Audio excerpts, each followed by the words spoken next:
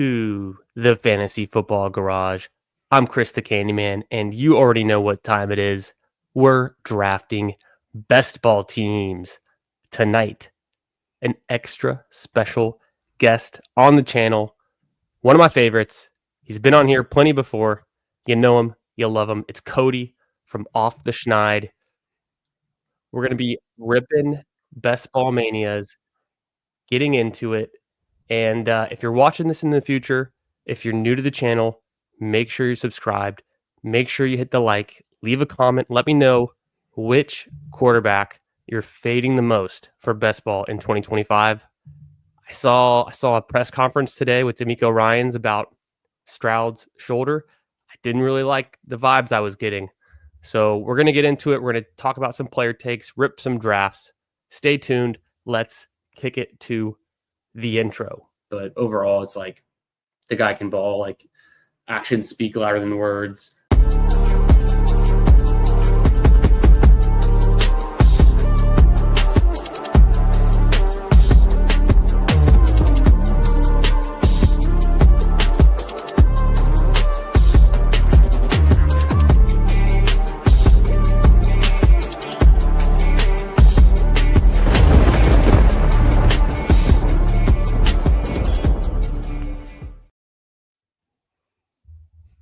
What's up, man?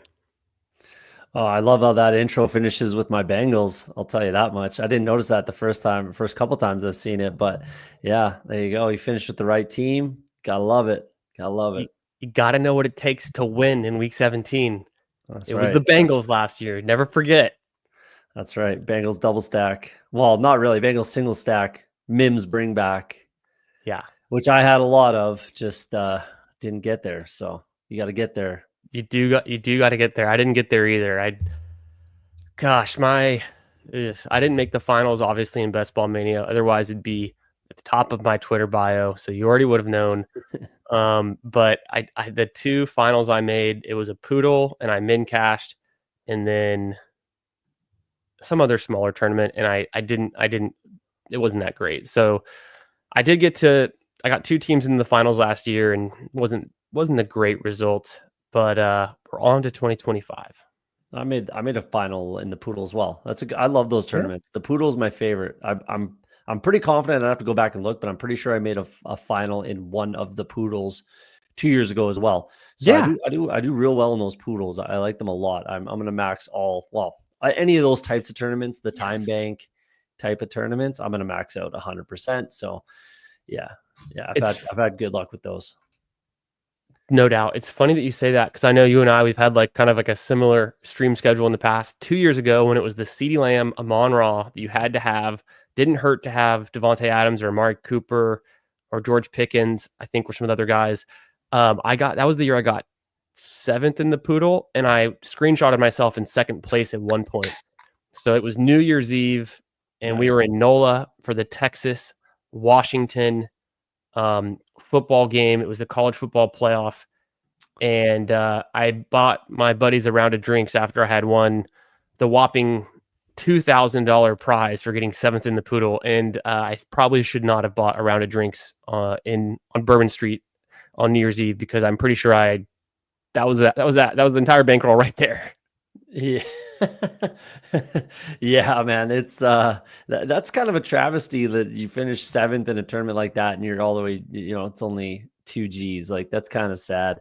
You think Jefferson or Lamb?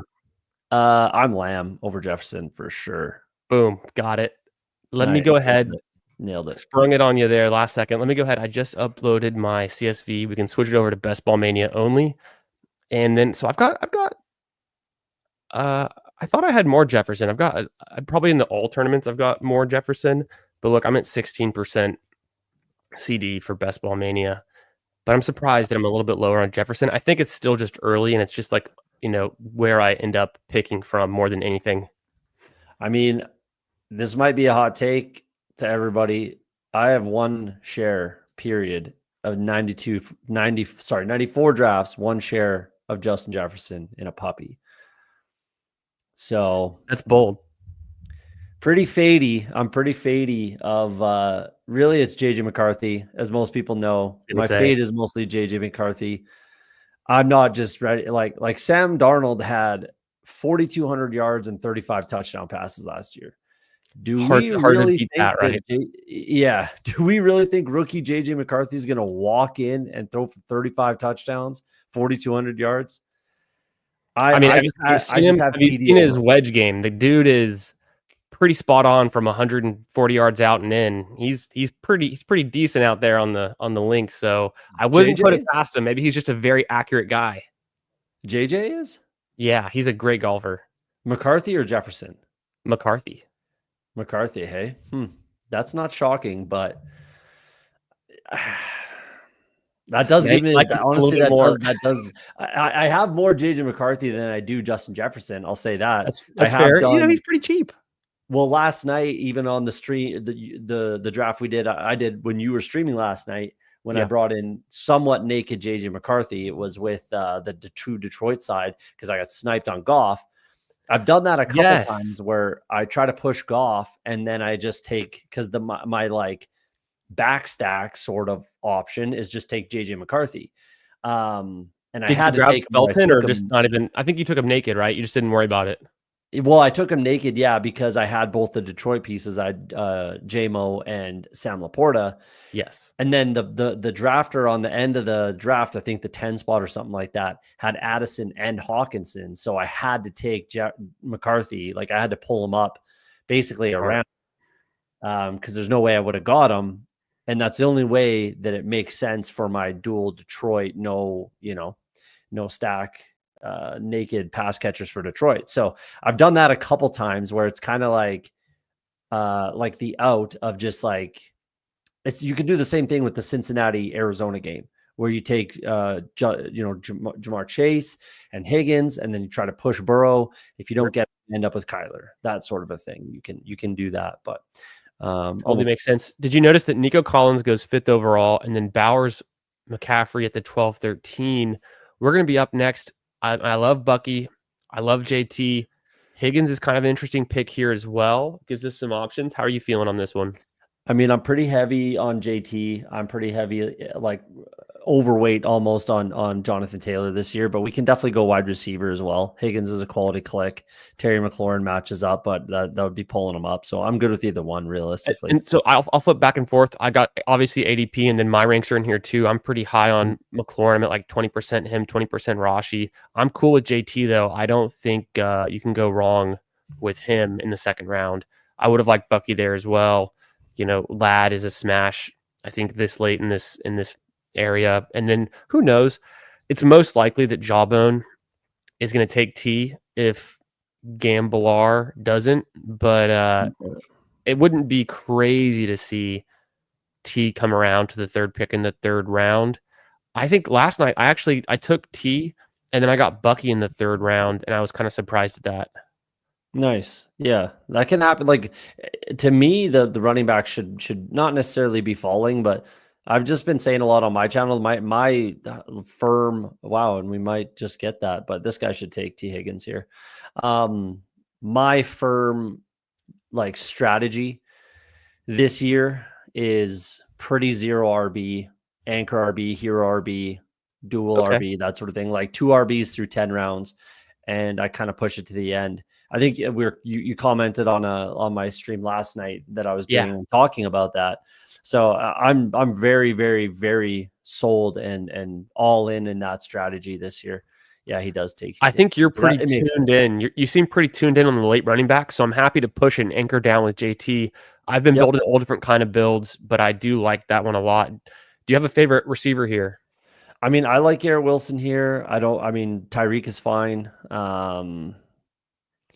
Harrison's fine, but I like Garrett Wilson here the most. I probably lean Garrett Wilson because I take an absurd amount of Justin Fields, almost 30%, and it just feels a lot nicer if you can, get Garrett Wilson with Fields. I end up with so much Fields, I always look back and I'm like, dang, I wish I did take Garrett Wilson. Yeah, I've been taking. I actually really like Garrett Wilson. I know everybody hates on pass catchers when they're tied to Justin Fields as the quarterback. I get that, and I understand why. But looking at his stat profile and the pass catchers in his in his past with the Chicago Bears, he's always supported one one wide receiver and one tight end. He's always been able to support that. So I'm fine taking Garrett Wilson and I'm fine taking Mason Taylor. I'm fine taking them both with Fields. I'm fine taking them both naked. I'm fine taking Justin Fields naked. And clearly you are too, with 30% and only 6% Garrett Wilson. So, and then you can always bring it back with Mason Taylor. So yeah, I think it leaves that door open, which is something that I'm liking and trying to do a lot of this year, is just keeping the doors open for, I've been saying a lot as well, like the range of round 8 through 12 for quarterbacks is just, that's the money zone.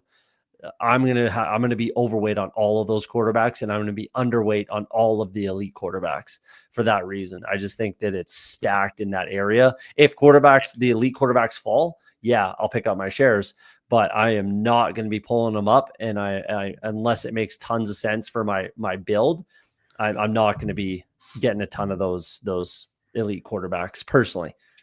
I agree. I like what you said there about the QB range, and no doubt, I seem to have a pretty good amount of Daniels and Lamar, but I have got less Josh Allen, and I probably have less Hurts too. So I'm kind of just pick and choosing right now, but I have liked building out around Lamar and Daniels just a little bit more. But those are kind of like my two that I will take early, and then I definitely am going much harder in those middle rounds, like you said. I think it's smart. On your stream last night, you're touching on a lot of those late round rookie running backs, and you convinced me, because I just hadn't made the click on SCHNEID this entire summer. I moved him up quite a bit in my ranks. I like where you're coming with your argument there. I think it makes a ton of sense. And I mean, honestly, if you look at a guy like Braylon Allen versus SCHNEID, what's the difference? Like, why the Broncos are a better team, better run blocking line. Well, maybe the Jets are getting better too, but it's debatable. You could say, you could arbitrage and say, just take the free SCHNEID instead of reaching up for Braylon Allen, because everyone's obsessed with him because he had a 2-touchdown game last year. Even to me, my like very, very serious what's the difference is between SCHNEID and Brian Robinson Jr. Yeah, I heard you say that. And yeah, you double SCHNEID it's just stats, situation, I guess. Well, the only real difference is Brian Robinson's done it a couple times, 3 times, the exact same. Wasn't he also like a 4th round pick, if I remember correctly? Yeah. Yep. So he's not. It's not that crazy, No, not at all. Like again, it's a similar situation as well. Rookie year, 797, 733, 799 last year. 3 years of the exact same production, essentially. 2 touchdowns, 5 touchdowns, 8 touchdowns, 9 touchdowns total the year before, with some receiving touchdowns, 0 the next season, obviously when Eckler comes in. But yeah, it's just, to me, what's the difference? The only difference is he's done it, and I get that, but it's just, I don't know. It doesn't make sense that people aren't all over him. Sure. In my opinion, but it's just kind of right there, like I said, for anyone to see for the taking. But I don't mind going Hunter here just to pair him up with Jonathan Taylor. That's relatively value. rare. Yeah.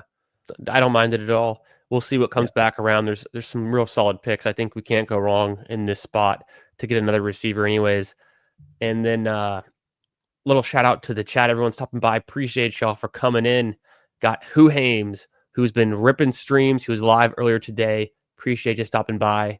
He's on the Superflex train right now. Cody, how are your Superflexes looking? Or are you going mainly into the single quarterback competition? 0. I don't do Superflex. I literally, again, I talked about it, I think last night on my show, or one of the most recent episodes. I just genuinely don't think I have an edge. Like I'm okay admitting that I'm not good at it, and I don't have an edge. So I'm not going to waste my money. I'm not going to do it. I'm not going to, and I'll draft puppies down the, puppy 2, puppy 3, then this super flex puppy or whatever it is. Like, I think that's something people need to be willing to look in the mirror and admit to themselves, like, you're just not good at it. And that's okay. And I'm willing to admit that about myself. Yeah, I don't mind doing the Pickens thing with Dak. Keeps that Could be door fun. open. Yeah. Could be a fun way to do it. I did build out a CeeDee Lamb Pickens team last night on the stream for Best Ball Mania, but it ended up being a really nice team. And I think because Pickens is our wide receiver 4, we're anchored with JT. It's a nice setup. Like this is actually it The doesn't feel thing I like like, you're too reliant on Pickens. well, not only that, Pickens, but Hunter is actually what makes me feel even better about it. Because like, if we flipped Hunter and Pickens, we would feel absolutely fine with that, Oh right? yeah. And realistically, week in, week out, Pickens is probably our wide receiver 3, and Hunter's probably our wide receiver 4. It's just a matter of how the ADPs work. It is what it is. Sometimes you just got to play the ADP game. But yeah, I think they kind of prop up each other. I feel like Hunter and Pickens.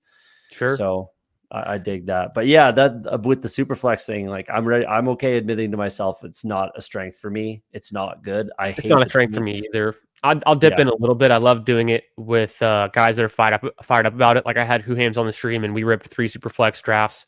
I think that was Sunday night, and I like feeding off of his energy about it, and then still kind of dipping the toes into some contests. But I'm not going to go hard on it. I'm very focused on the main tourney types. Yeah, and even I'm trying to get some eliminator reps in. Yes, Realistically, like me I've only too. gotten 3 drafts in, and I'd like to get up to minimum. I'd like to get 50 in, Yeah, maybe up to like 100 would be nice that's how of the I'm feeling eliminator. about it. I've only done like 6 or 7, and I've done like another 2 or 3 on other people's streams, but I definitely want to get some eliminator numbers up. Mm-hmm. What Yeah. up, Green Bean? How you doing, brother? We got Deal Me In stopping by. Of course, Hartman, my dog. We got Nick Bach winning the flex. Also been going live a bunch. Appreciate you, brother. C Money, what's up, brother? How you doing? What are you drafting tonight? Oh, the Canuck with all the luck. Yeah. Do kaboom? Not sure what that means, but I'll take it. Goes right over my head. I'm so far south. I miss out on all the Canada references. That must be it.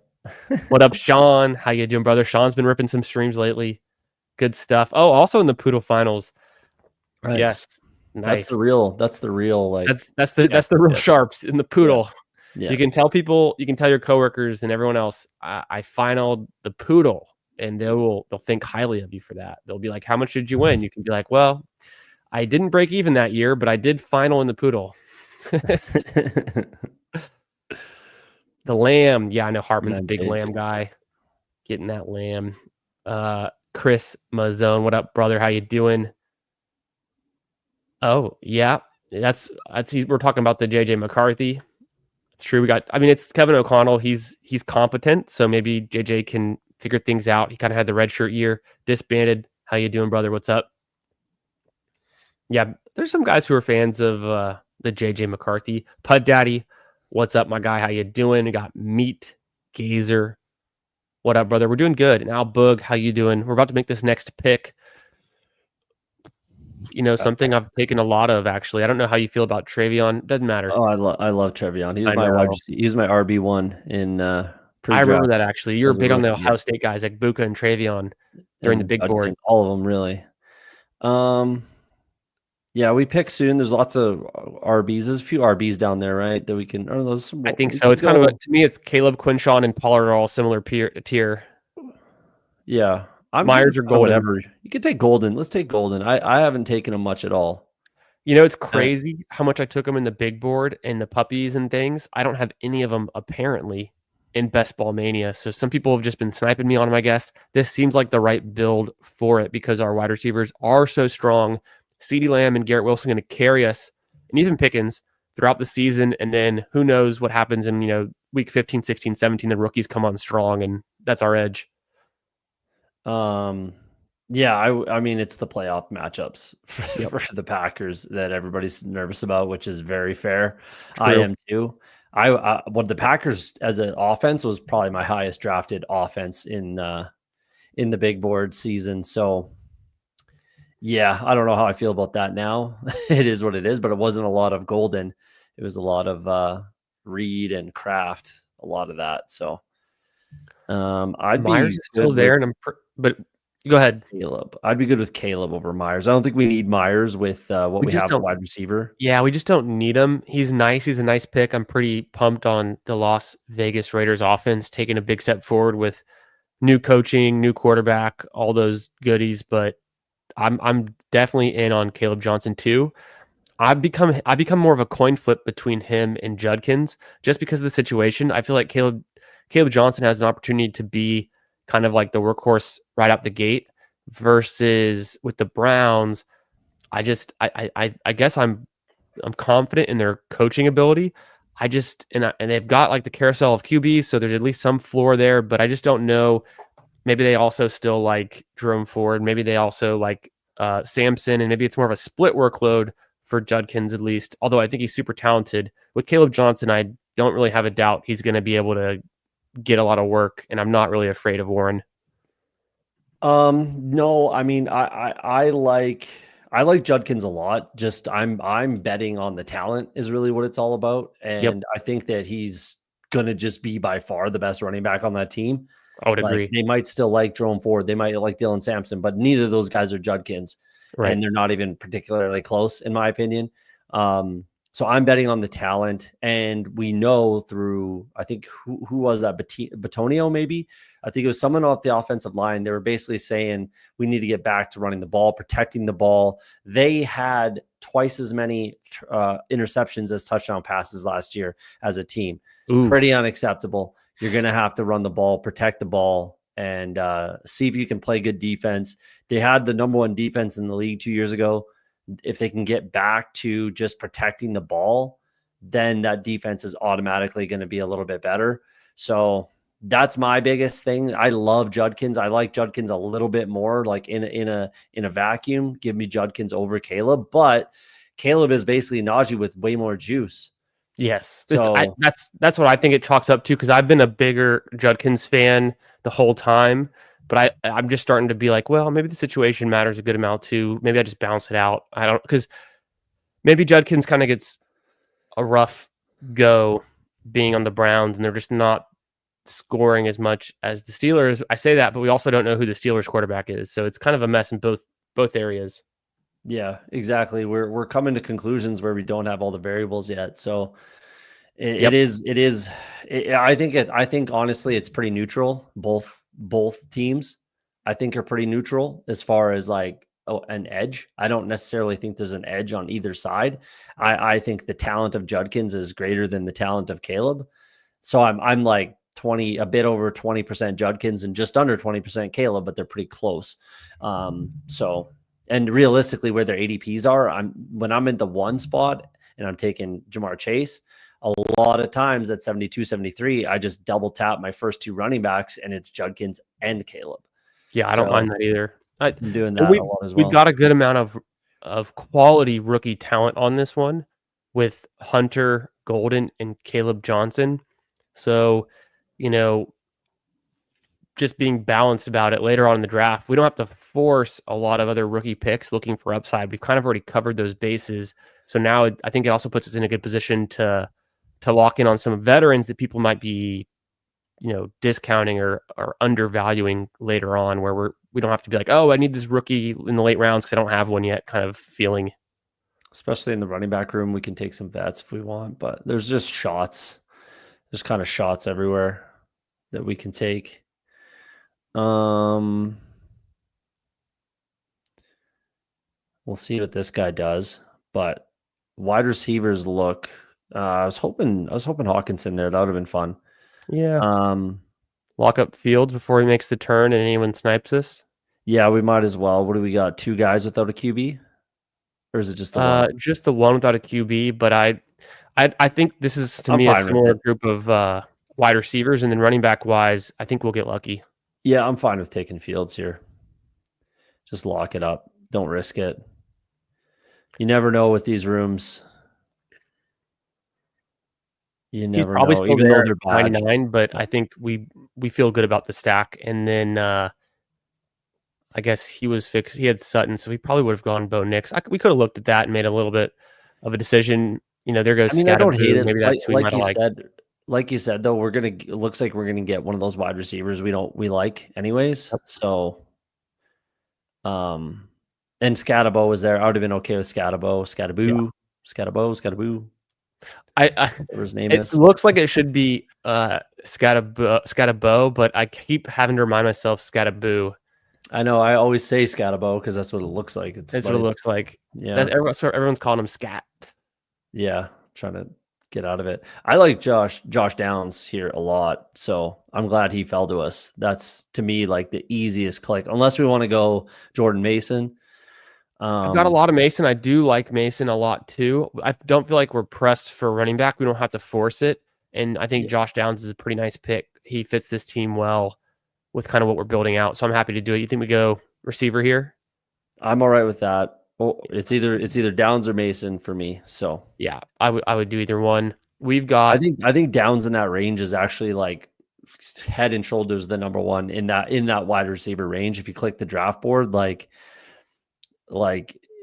over Higgins, although it's close. Higgins has been going earlier and earlier, I've noticed. Yeah, which is fair. I get that. And I do like Jaden Higgins on that team. Obviously, like, yeah, you mentioned it earlier. That is a little concerning about CJ Stroud. I'm not really sure.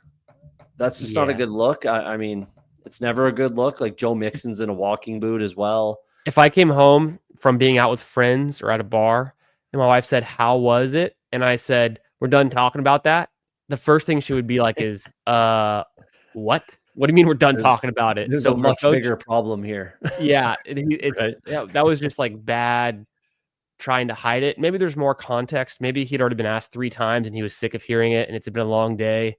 But then he kept on like itching himself. I just didn't like how he was reacting to that news.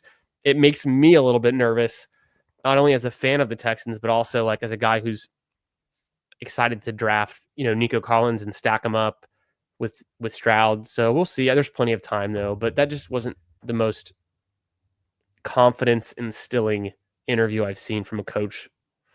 It's never good if there's soreness in OTAs. Like, it's OTAs, man. Like, what's going to happen is he could come back a week or two and be like, that soreness, I need to get a procedure now because I tried to play through it and it didn't work out. And now we're setting ourselves back. Oh, he's not going to start until week 6 now. And it's like, whoa. It better not be. Like, that would be, if it was something that was from last season and it's just been they've just been sitting on it, hoping, waiting, wishing, like that would be, I don't even know what to say. Like, that would be basically like what Derek Carr did, and he ended up retiring. So obviously CJ Stroud isn't retiring, but like, I would just be like, what are we doing? Like, what are we doing? Yep.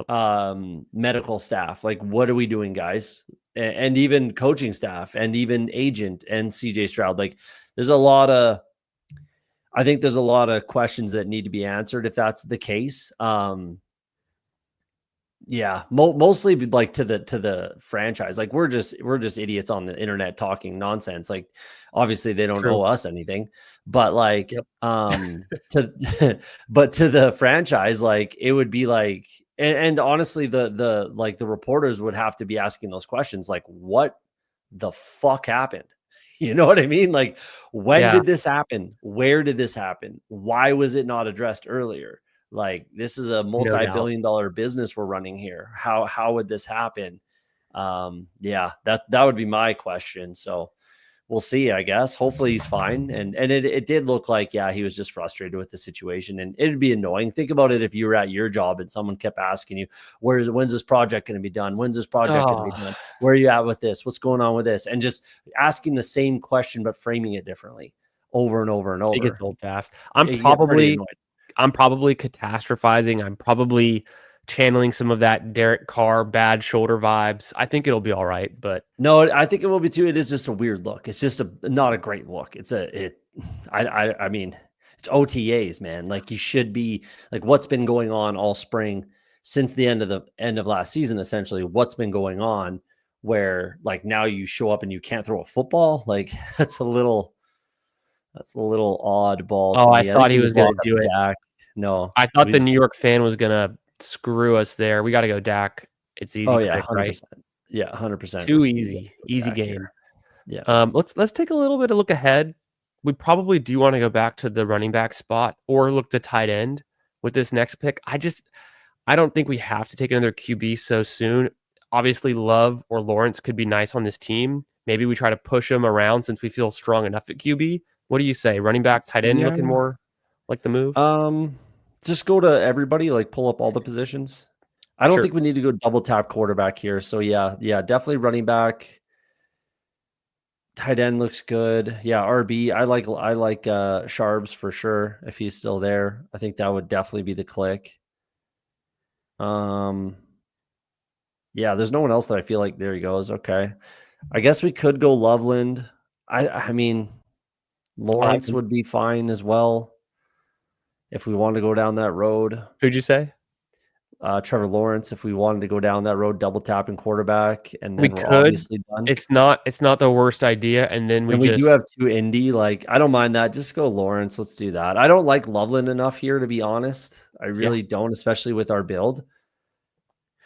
I think this is a smart move. We're locking in a surefire, starting quarterback. We're done at quarterback. We get luxury picks here on out for flexes. I've drafted out of like 100 drafts since the NFL draft. I've had one bad tight end room that I didn't feel good about. It's so easy to get tight end values later. We still can stack every single tight end with a QB at some point and the bringbacks essentially. And then running back, I'm pretty confident we know what we're doing in the late rounds. Yeah, we backed ourselves into a 3-5-7-3 more or less, which is fine. Yep. I don't mind that considering how strong our wide receiver room is. Like, it worked out really nicely. So plus we're pretty stacked up on that week 17 Jacksonville Colts. Yeah, that kind of came out of nowhere. Nice. It just happened.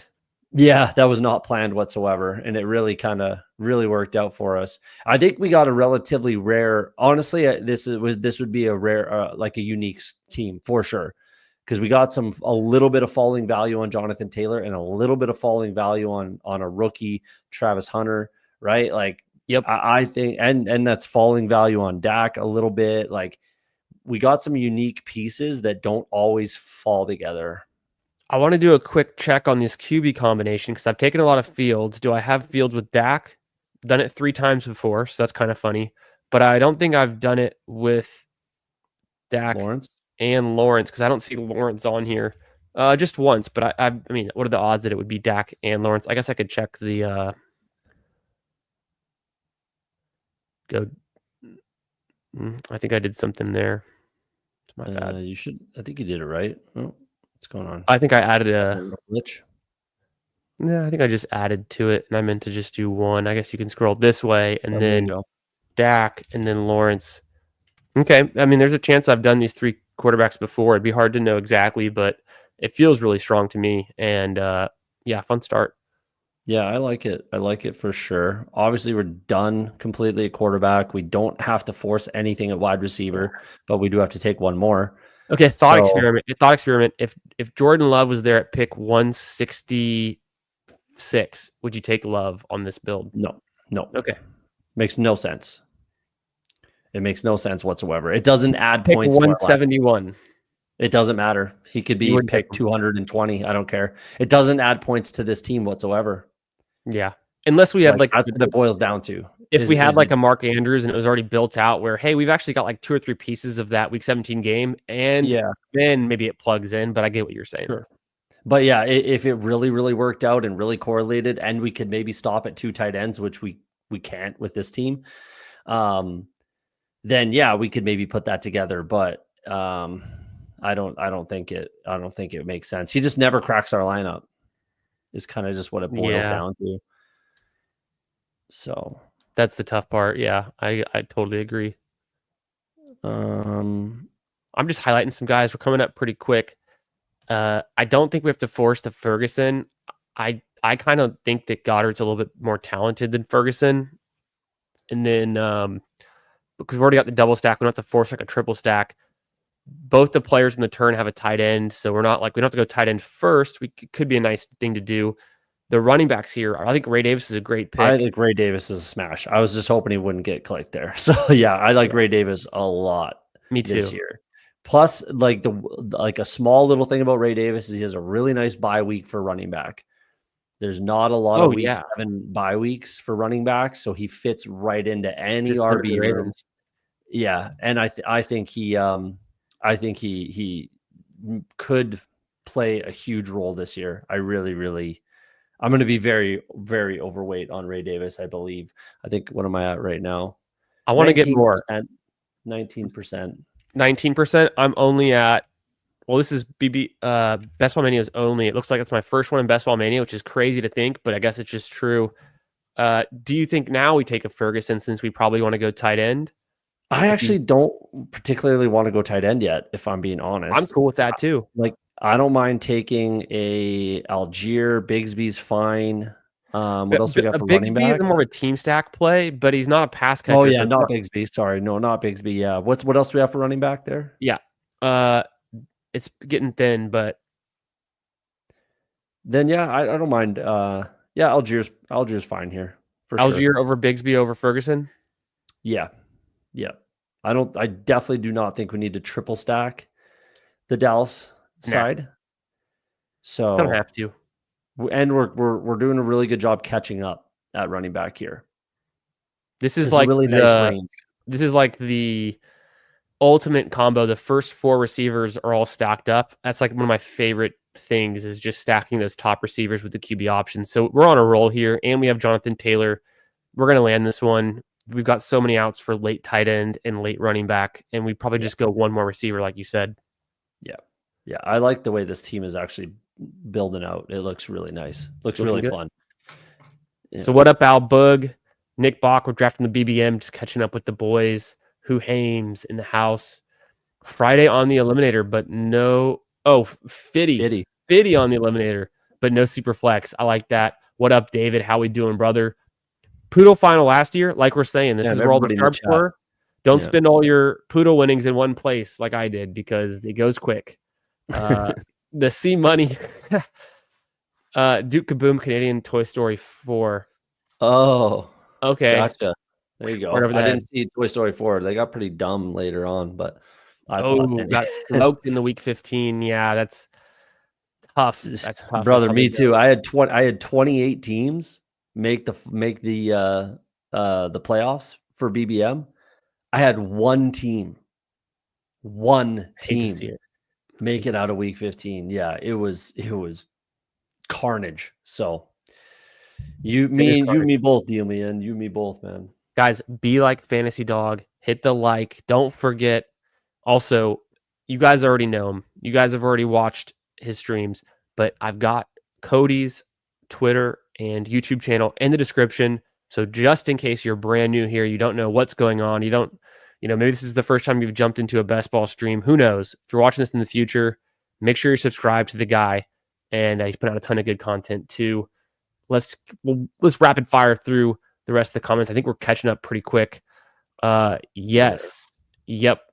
Just scat. Easy peasy. And boom. Stroud is young. Hopefully he heals fast. I know. Well, see, what's funny is I've noticed this, and I noticed this in the damn. You guys are pretty sharp in this chat. I've noticed this in real life. Just I've seen people on fantasy Twitter who are under the age of 30, and I think there's just a little extra life experience once you're above 30 where you realize these injuries take a toll. Because like I've injured myself twice playing in my softball league, and like you do not snap back as fast when you're 31, 32 years old as you did when you're rolling your ankle in a pickup game and you're 21. So there is definitely something to that. The NFL is a whole different game. These are super athletes. These are like, the top specimens of sport in the world. But just, I don't know, Cody, maybe you can relate. Like there is a definite slower recovery, and it's easier to get injured as you get a little bit older. Bro, I'm almost 40.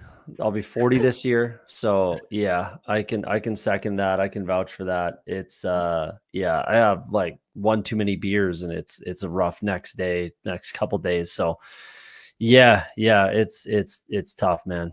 It's tough. It's tough out there. I was really hoping Brenton Strange would make it back to us. Did he get pulled up the board, or is that his ADP now?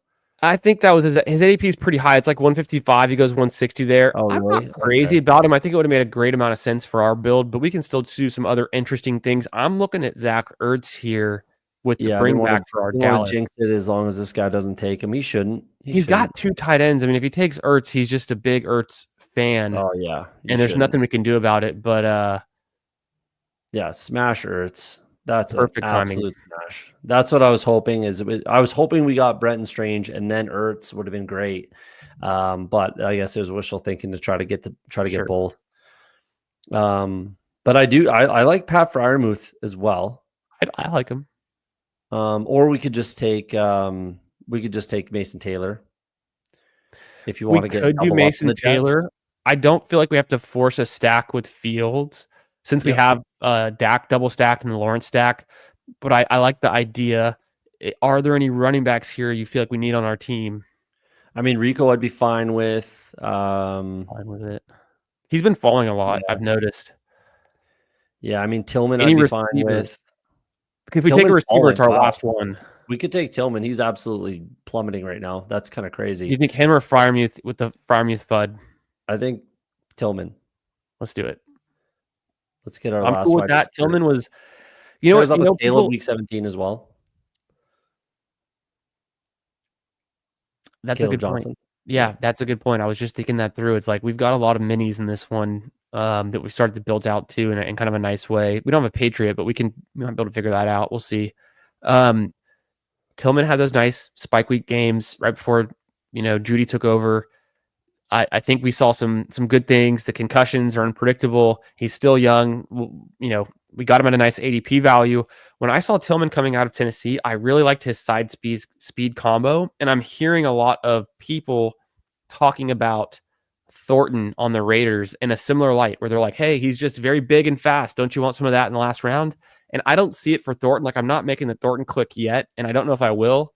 But that's what we were saying about Cedric Tillman. Look, it took him 2 seasons to do anything. Now we're hoping he's going to be good in his 3rd season, right? So that's just there's a waiting game on some of these super tall, fast guys that look like they're freaks and have an insane RAS score. And wow, but Tillman actually had some production at Tennessee, and Thornton didn't really have any production.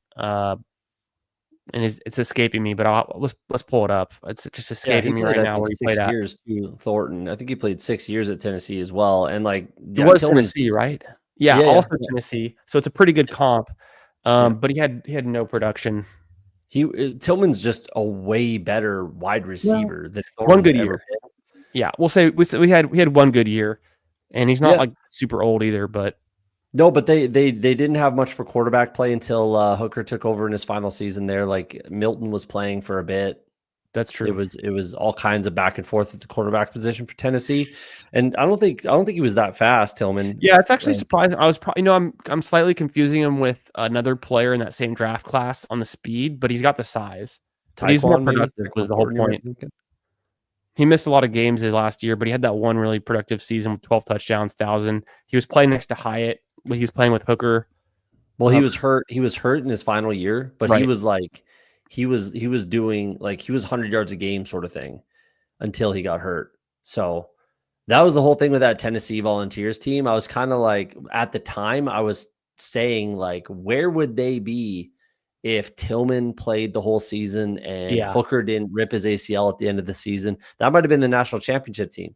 They looked good. They were an exciting one to watch. I mean, they were throwing it up there with Hooker. Yeah. Dr. B. Harris says 20% advance rate in a 150 finish BBM.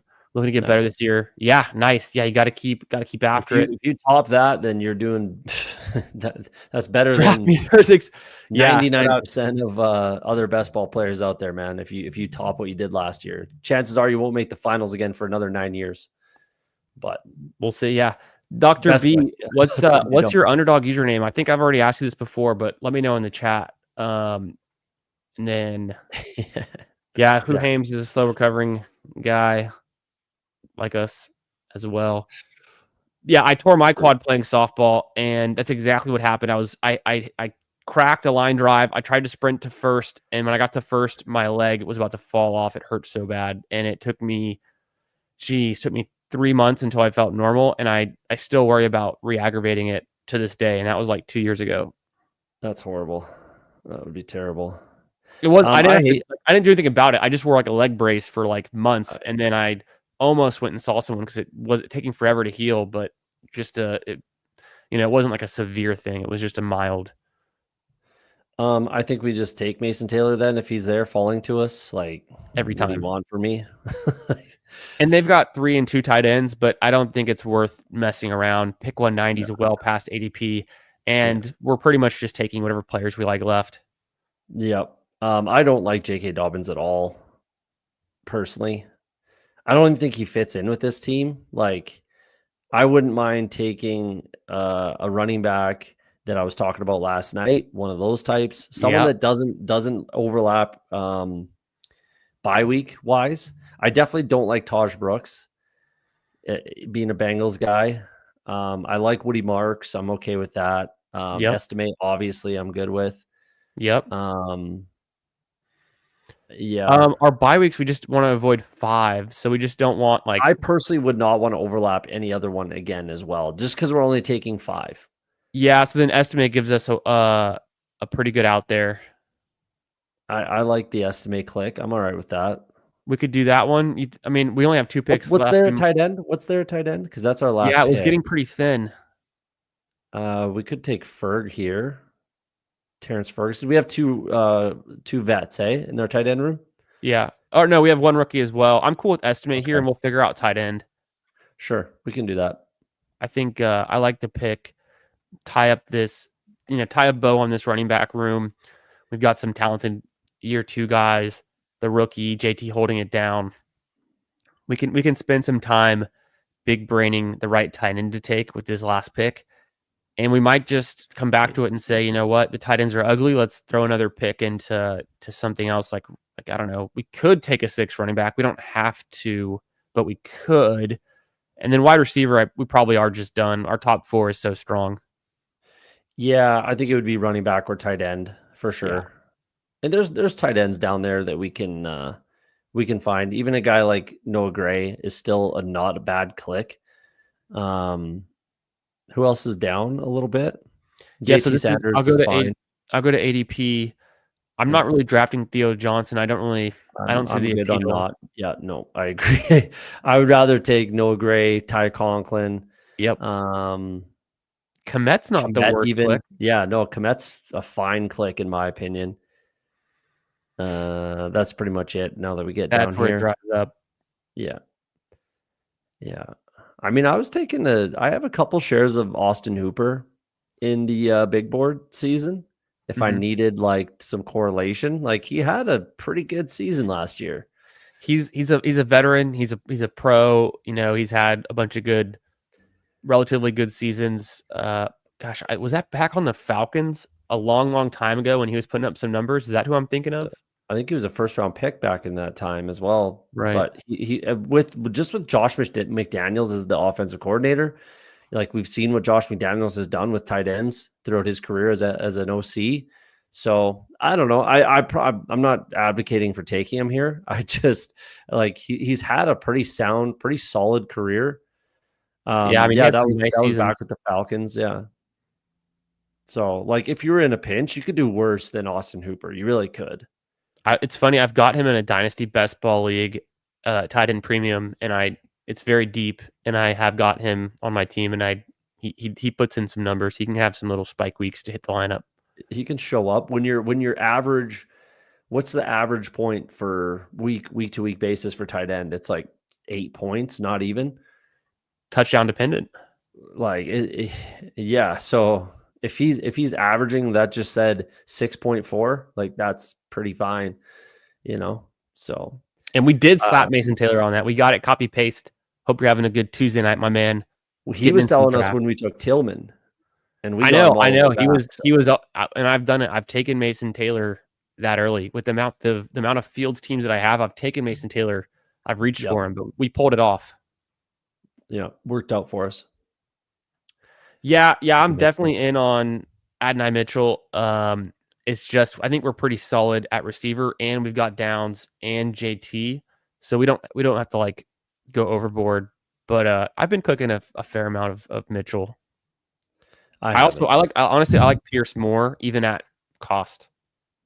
I'm pretty leery on all of them actually, except for like Pierce. What really concerns me with Pierce is he going to have 7 touchdowns next year? Probably I not. highly, That's what highly Billy doubt Jones was that. saying to me too. Probably not. Yeah, like that's pretty. But they took him in the second round. He who are we talking about again? Pierce. Yeah. There we go. Spell. They took him in the second round. Talk about size and speed. Pretty impressive. He's very productive at Cincinnati. He's always been a big bomber type of huge yards per reception type of guy. So, It's he breaks. like if Anthony Richardson's throwing the football, that's a good thing. If I know. it's And Daniel Jones, that's a bad thing.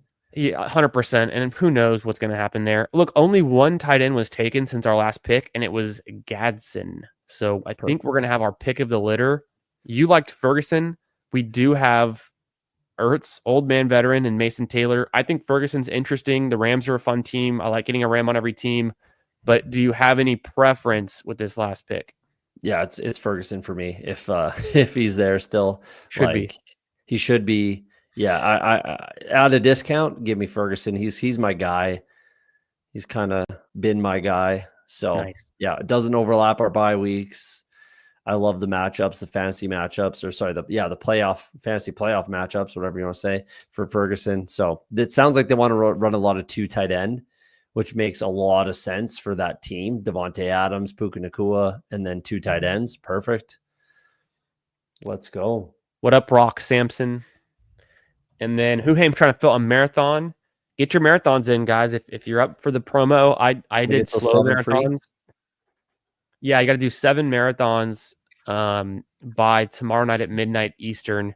I just entered 7 slows. I had just gotten my payout from the scramble for advancing to the scramble finals, and so I had a little bit of extra money in the account. Nothing crazy, but I thought, you know what, I'll get a free BBM out of it, and enter some more tournaments. I think like I barely ever entered the marathon. I might not do any more than the 7, so it's a good excuse to do the 7. Yeah, no doubt. I mean, you're paying like 75 to get 25, but that's all right. Yeah, but the only thing is, like, if you're doing it anyways and you want to force yourself into it, then go nuts. Exactly. Yeah. I imagined I'd probably do like 3 to 5 marathons throughout this entire summer. And it's like, okay, maybe I'll do the extra couple and I'll do them now just to get the bonus. It's nothing crazy, but marathon's kind of interesting. You got to hit I was looking at some data from, I forget who on Twitter, but I bookmarked it. And the team that won the marathon last year, they put up 79 points in week 1. They got on a heater at the end of the season, and they only had like 2,500 points. Like, it was nothing crazy.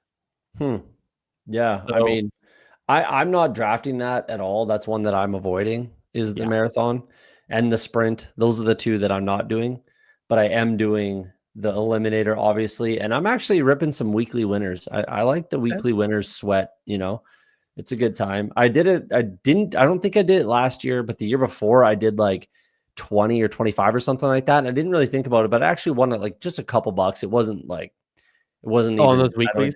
I don't even know if it was triple digits. Like, it was like just a couple bucks, but I got my money back. So I was like, you know what? Let's get a few more entries in that. Maybe I'll get up to like 50 and then see if I can, do something different. It's a little bit of a different strategy. I was talking about it again. It's hard to remember what shows you're on and what you're talking about, but I was talking about it at some point earlier in the season that there's just like so many different strategies. Yes. Little mini differences in strategy between these different structures that it's like, I can't keep track of all of the strategies and make rankings and all that kind of stuff. It just gets a little overwhelming. So like, that's why another reason why I'm not doing the super flex. Like, the eliminator strategy is different than the weekly winners strategy, which is different than Best Ball Mania, which is different than the sprint, which is different than the marathon. It's just like, it's a little overwhelming. There's a little too much if we're talking about different strategies and different tournaments. I agree. I like to keep the head clear. I like to live in the ADPs. I like to, I say it on stream sometimes, I like to see the matrix, see the numbers. And so when you're drafting different tournaments, it's going to mess you up because there's so many different structures, so many different strategies. Yes, if you're if you're just drafting all the time and you're committed and you're maybe a full timer, I understand that. But for me personally, I can only keep so much straight in my head. I'm very focused on best ball mania. I'll mix in the eliminators as my change up, but I'm not going to do a whole lot of super flex, and I'm not going to do a whole lot of sprints or marathons or even weekly winners. But I like the fact that people are getting different on the weekly winners, because that is one that is there's edge to be had. People are probably 90% of people are drafting those like they drafted best ball mania. Yeah, 3 quarterbacks. Like Thad just said in the chat there, like, yeah, I'm doing most of my weekly winners teams are 1 QB. Most of them. Hashtag QBs matter. Yeah. Cody, give me a rundown. I'd love to hear your thoughts on this team we just built. Justin Fields, Dak Prescott, Trevor Lawrence. Bye weeks don't overlap. We didn't really pull anybody up. Actually, we did pull Trevor Lawrence up, but that's fine. Correlated, so that's very nice. Jonathan Taylor, Caleb Williams, Ray Davis, Tyler Algier, Audric Estime. I like that. We got a lot of fall in the end zone guys, which I kind of really like. Those bottom 3 are just fall in the end zone types of guys, but they can do it all in a pinch. Algier and Ray Davis are probably the 2 highest contingency value handcuff running backs, at least 2 of the highest. So I like that. Our bye weeks are in a good spot, which I always enjoy when we're only 5 running backs. We got the bring back for Jonathan Taylor on the Jacksonville side. We've got a bring back for Caleb Johnson. We got a bring back for Tyler Algier. So that all works out nicely. CeeDee Lamb, Garrett Wilson, Travis Hunter, George Pickens, Matthew Golden, Josh Downs, and Cedric Tillman. The only guy that doesn't really fit in our lineup is Matthew Golden, actually, which is kind of odd. But hey, he's a spike week guy, and I like that. So CeeDee Lamb stacked up, George Pickens stacked up, Travis Hunter stacked up, Garrett Wilson stacked up. Bring back Downs, bring back for a running back with Tillman. I like this room a lot. This team's fun. This team's really fun. And then our tight ends, we're down to, if you want to scroll down, we got it. Zach Ertz, Mason Taylor, Terrence Ferguson. Typically don't like to go 2 rookie tight ends, but we do have like a high floor in Ertz. But yeah, Ferguson just kind of fell in our lap, and it makes sense. He brings back on the Algier side. Mason Taylor stacked up, double stack Jets, and bring back Ertz to our 2 wide receivers on the Dallas side. So I like that. This is a really, really fun team.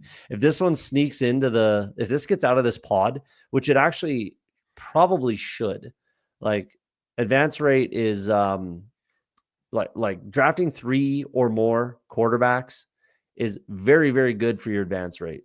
Not necessarily the greatest thing once you get there, but it's fantastic for advance rate. And we're just stacked up everywhere. So this team could be really, really fun if it somehow slips and falls into the finals. I like it. It's a fun one. We came together nicely on it, and we're just about to jump right back in to another 30-second Best Ball Mania draft. Like the video, guys. Like Nick Bach says, appreciate you guys watching, and jump in the chat too. Come say what up. The question of the day is kind of like, which QB are you fading? And so as we get this next 30-second Best Ball Mania draft queued up, and I'll let you know right as I enter it. It's going to be in the next 30 seconds. Throw out which QB are you fading the most, and we'll start with Cody on his take. All the rookies. all the rookies. You've always been that way. I mean, you're the Mr. Anti-Cam Ward, right? Yeah, I have 0% Cam Ward in 257 drafts. Two $3 little boards must have been in 250 pre-draft. And then have I drafted them at all? I don't think I have. One time in a puppy.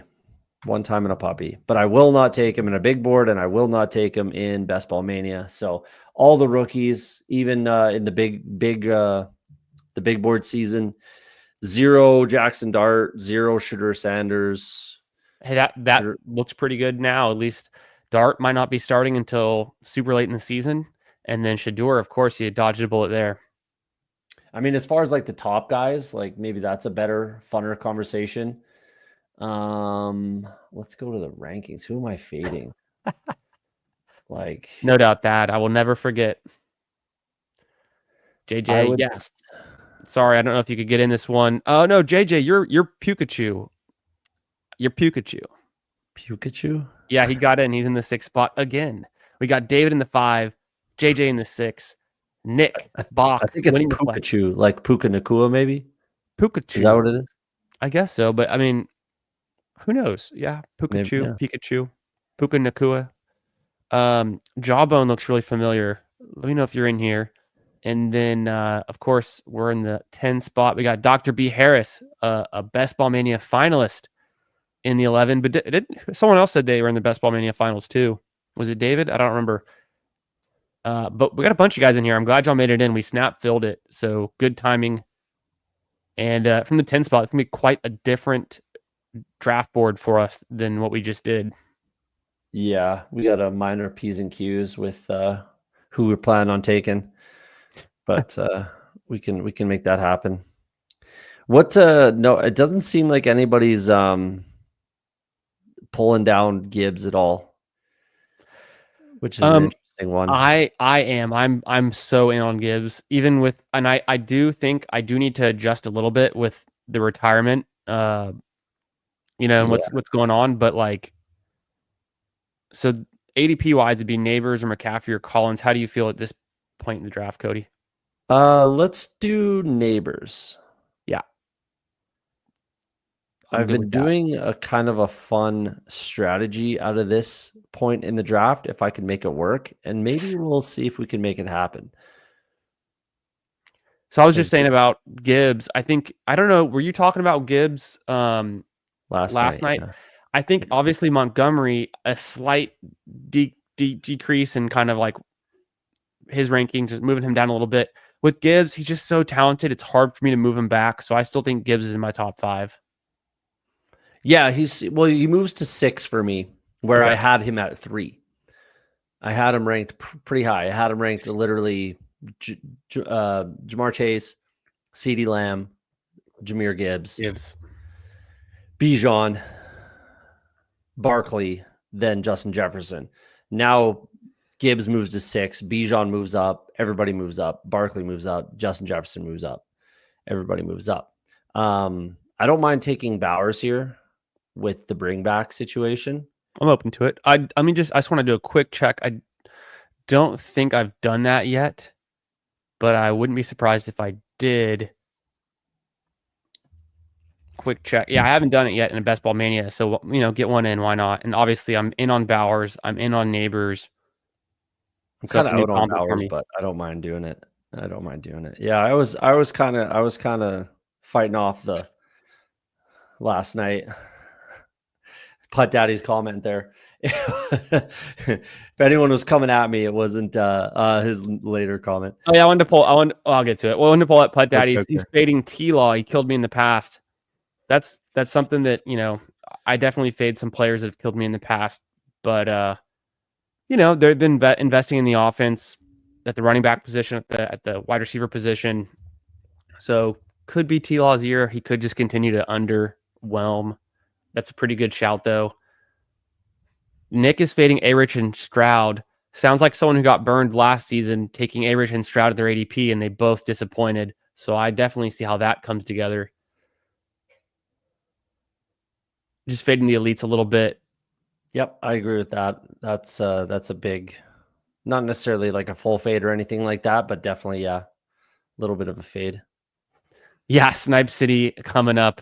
Yeah, it's gonna be both ways. We got B Harris on our right, so we'll have to take whoever he wants on the way in. He'll take whoever we want on the way out, and we'll both end up sniping each other. David's fading himself, I think is what that was. Who's the all the Pokemon references. Da da da da da. I don't know what. Cody, were you into the Pokemon generation, or was that just a little bit too? Was that not really your vibe at the time? Oh no, I was into it. Yeah, okay. I was into the original though. Yeah, like literally the original blue and red. Oh yeah, and green, blue, green, and red. All 3 of them. But I think one of them you could pick or something like that. I can't remember. but maybe it was all 3. I can't remember how it worked, but yeah, you get the red game, you get Charizard, you get the blue game, you get Squirtle, and then the green game, you get Bulbasaur. Yeah, man, I was into it. Had the book. Nice. That was back in the day. Like internet didn't really have like the It was walkthrough the on it. book. It was the guidebook, and I Yeah, mean, I was yeah. just a big Game Boy kid. I would take my Game Boy pretty much everywhere for a few years, but it's a long time ago. But Still do. I mean, it's somewhere now. Now, funny thing, my daughter, she'll play. I got a Nintendo Switch a bunch of years back, and I never really play it, but sometimes I'll put it in front of her, and she'll kind of play around on it and thinks it's kind of fun. So she's getting into that, which is cool. Yeah, it was definitely part of my childhood. Absolutely. I didn't really get into it like with I was kind of like a closet gamer of it. Like Oh, my really? friend wasn't really into it. Oh, Maybe my they friend were group in was the closet obsessed. too. No, I was the opposite. We were out and proud. I had Game Boys everywhere. Nice. Yeah. Well, I also had my brother's 6 years younger than me, and so keeps you young a little bit. I'm still in middle school, high school, and he's going through the phase of Game Boy phase, and so we were still all into it. Nice. You know what it's like? How much those things are to buy now? It's crazy. Yeah, I mean everything. All the game systems. I haven't bought a new game system in I don't know. I think the last game system I No, bought I was my literally mean Xbox like a Game 360. Boy. Like you get yourself a Game Boy Color and one of those original Oh, Pokemon games. They are friggin'. well, I It's wouldn't sell crazy. mine. Mine are still in a drawer. I've got all mine. Well, it'd be worth its weight in gold. I'll tell you that. But You can't put a price on nostalgia. That's for sure. true that. Who do you like here? Look at this little fall in JSN, but is it worth it? Not that big of a fall. I like JSN though, anyways. So I would go that. I think that's a bit of a tier break as far as potential is concerned. After JSN, so yeah, I would go with JSN here. I'm cool with it. I need to get him. Apparently, I don't have him. I've had him just a little bit behind ADP in my rankings, and somehow that's meant none of them. I probably have been taking so much Brees Hall in this range that it kind of overshadows the JSN, but I'm open to it. I think that's interesting. Yeah, I think I've got him ahead of. Yeah, I got him ranked at 24, which probably needs adjusting a little bit, but I have him ahead of ADP. Well, you know what it was? Oh, go ahead. I was just gonna say I think he has potential to lead the league in targets. He definitely could. I wonder with Mike McDonald, the new coach, if they're just and they got a new OC too with Kubiak, I believe. So then if they're just going to be defensive and running the ball a bunch with Charbonnet and Ken Walker, maybe that lowers a little bit of the ceiling. And then Darnold, my question just is like, can he function without Kevin O'Connell? And then I don't know how good their offensive line is going to be for them to be able to stay on the field. Those are just my concerns, but I like him as a talent, JSN, of course. Dang, I kind of wanted T-Mac there, but that's all right. Yeah, I thought he would fall to us as well. But who's your pick in this range? It's kind of ugly. We can take Lamar. I don't mind the click there. I think that's smart with the way we've built it because we don't have great quarterback options so far, except for Geno is probably a little bit undervalued. Yeah. I absolutely like taking an elite quarterback with a start like that because we're not. I would prefer to not take Geno pretty much at all. Like I'm like okay. Like that range that we talked about, the round 8 through 12. I want to be finished drafting quarterbacks, whether I'm taking 2 or 3.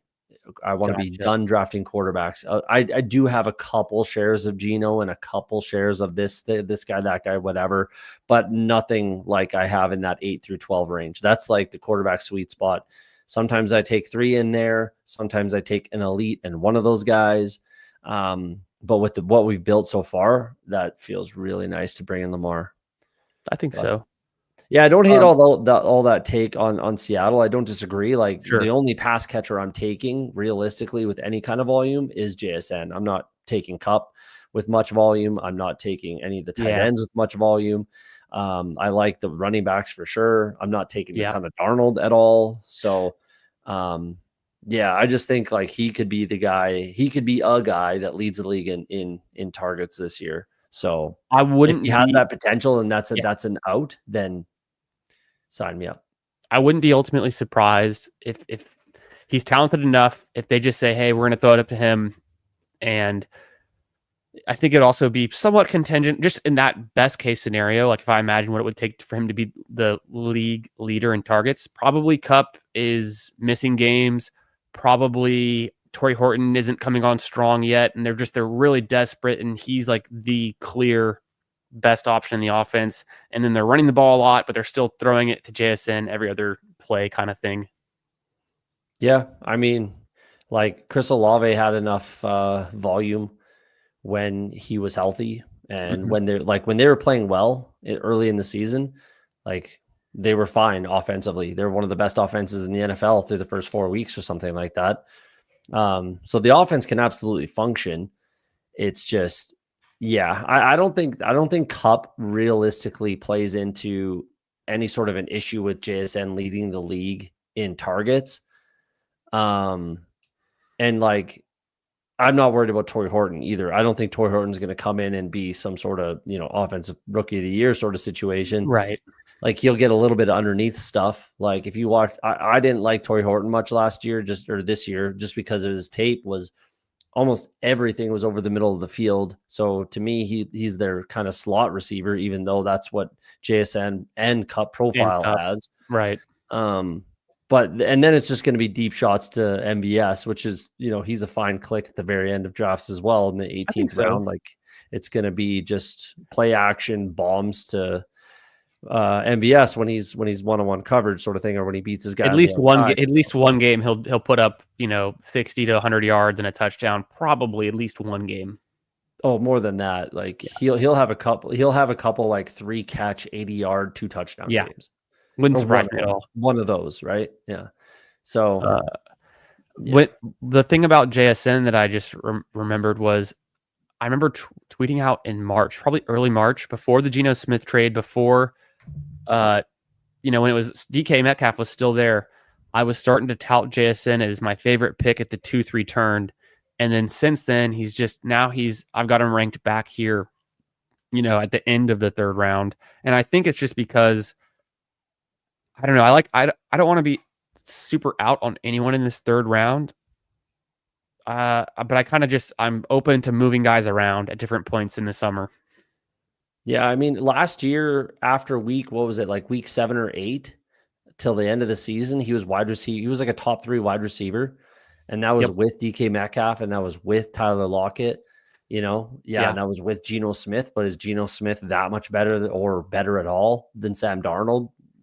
You can make an argument either way, and I'd be fine with it. But again, that's with DK Metcalf, who we could certainly argue is a bigger target earner than Cup at this stage of his career.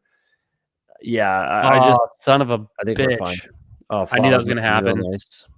It's shocking he made it that far, but that would have been really nice. I keep seeing him fall. I saw him go up pick 60 the other day. Running back wise, we could either do Chuba, Ken Walker, or Kamara. I don't mind not Kenny Walker. I don't mind Waddle, actually. I don't know if we need to force one of these running backs in there. Do we really love any of these guys? To me, it's a pretty flat tier. And on my own personal ranks, you can see here, I go Kamara, Hubbard, and then Walker, which I don't know if it's right or wrong, but I just kind of mix those guys in around there. I would agree with those rankings for sure. I don't think it's necessary to force anybody in there. What do our wide receivers look like again? Well, that's good. I'm glad, because I forgot that I didn't forget, but I didn't realize that we only had the 2. So Waddle as our 3rd is pretty nice.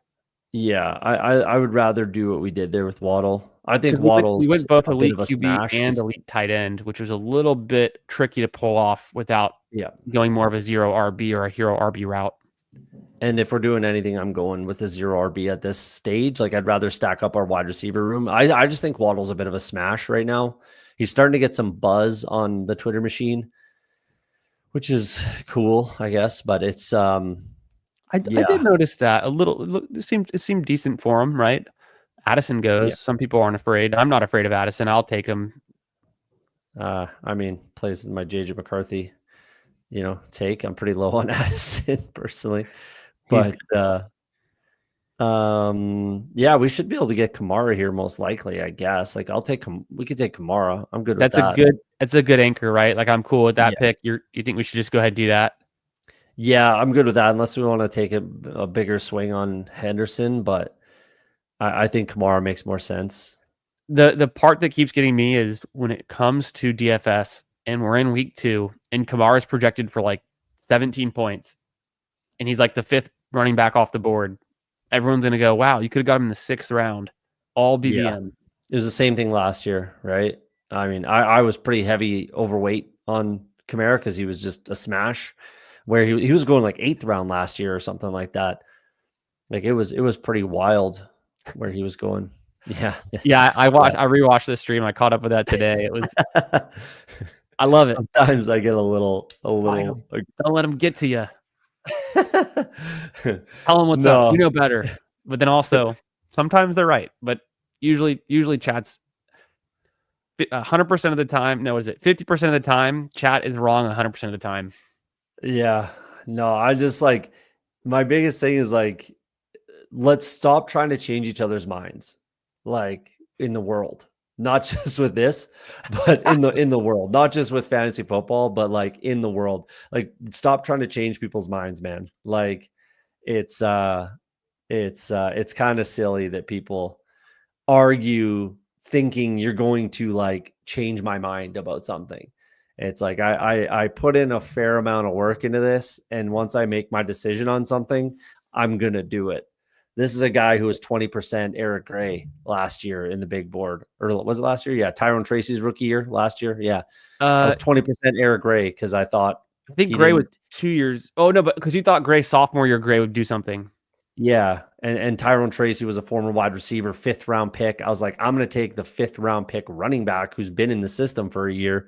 I'm going to Makes go sense. on that side. So I faded Tyrone Tracy. Obviously, that's an example of me being completely wrong, which could happen with this too. But it's yeah. Once I make a decision on something, I'm not changing my mind. I'm not changing my strategy.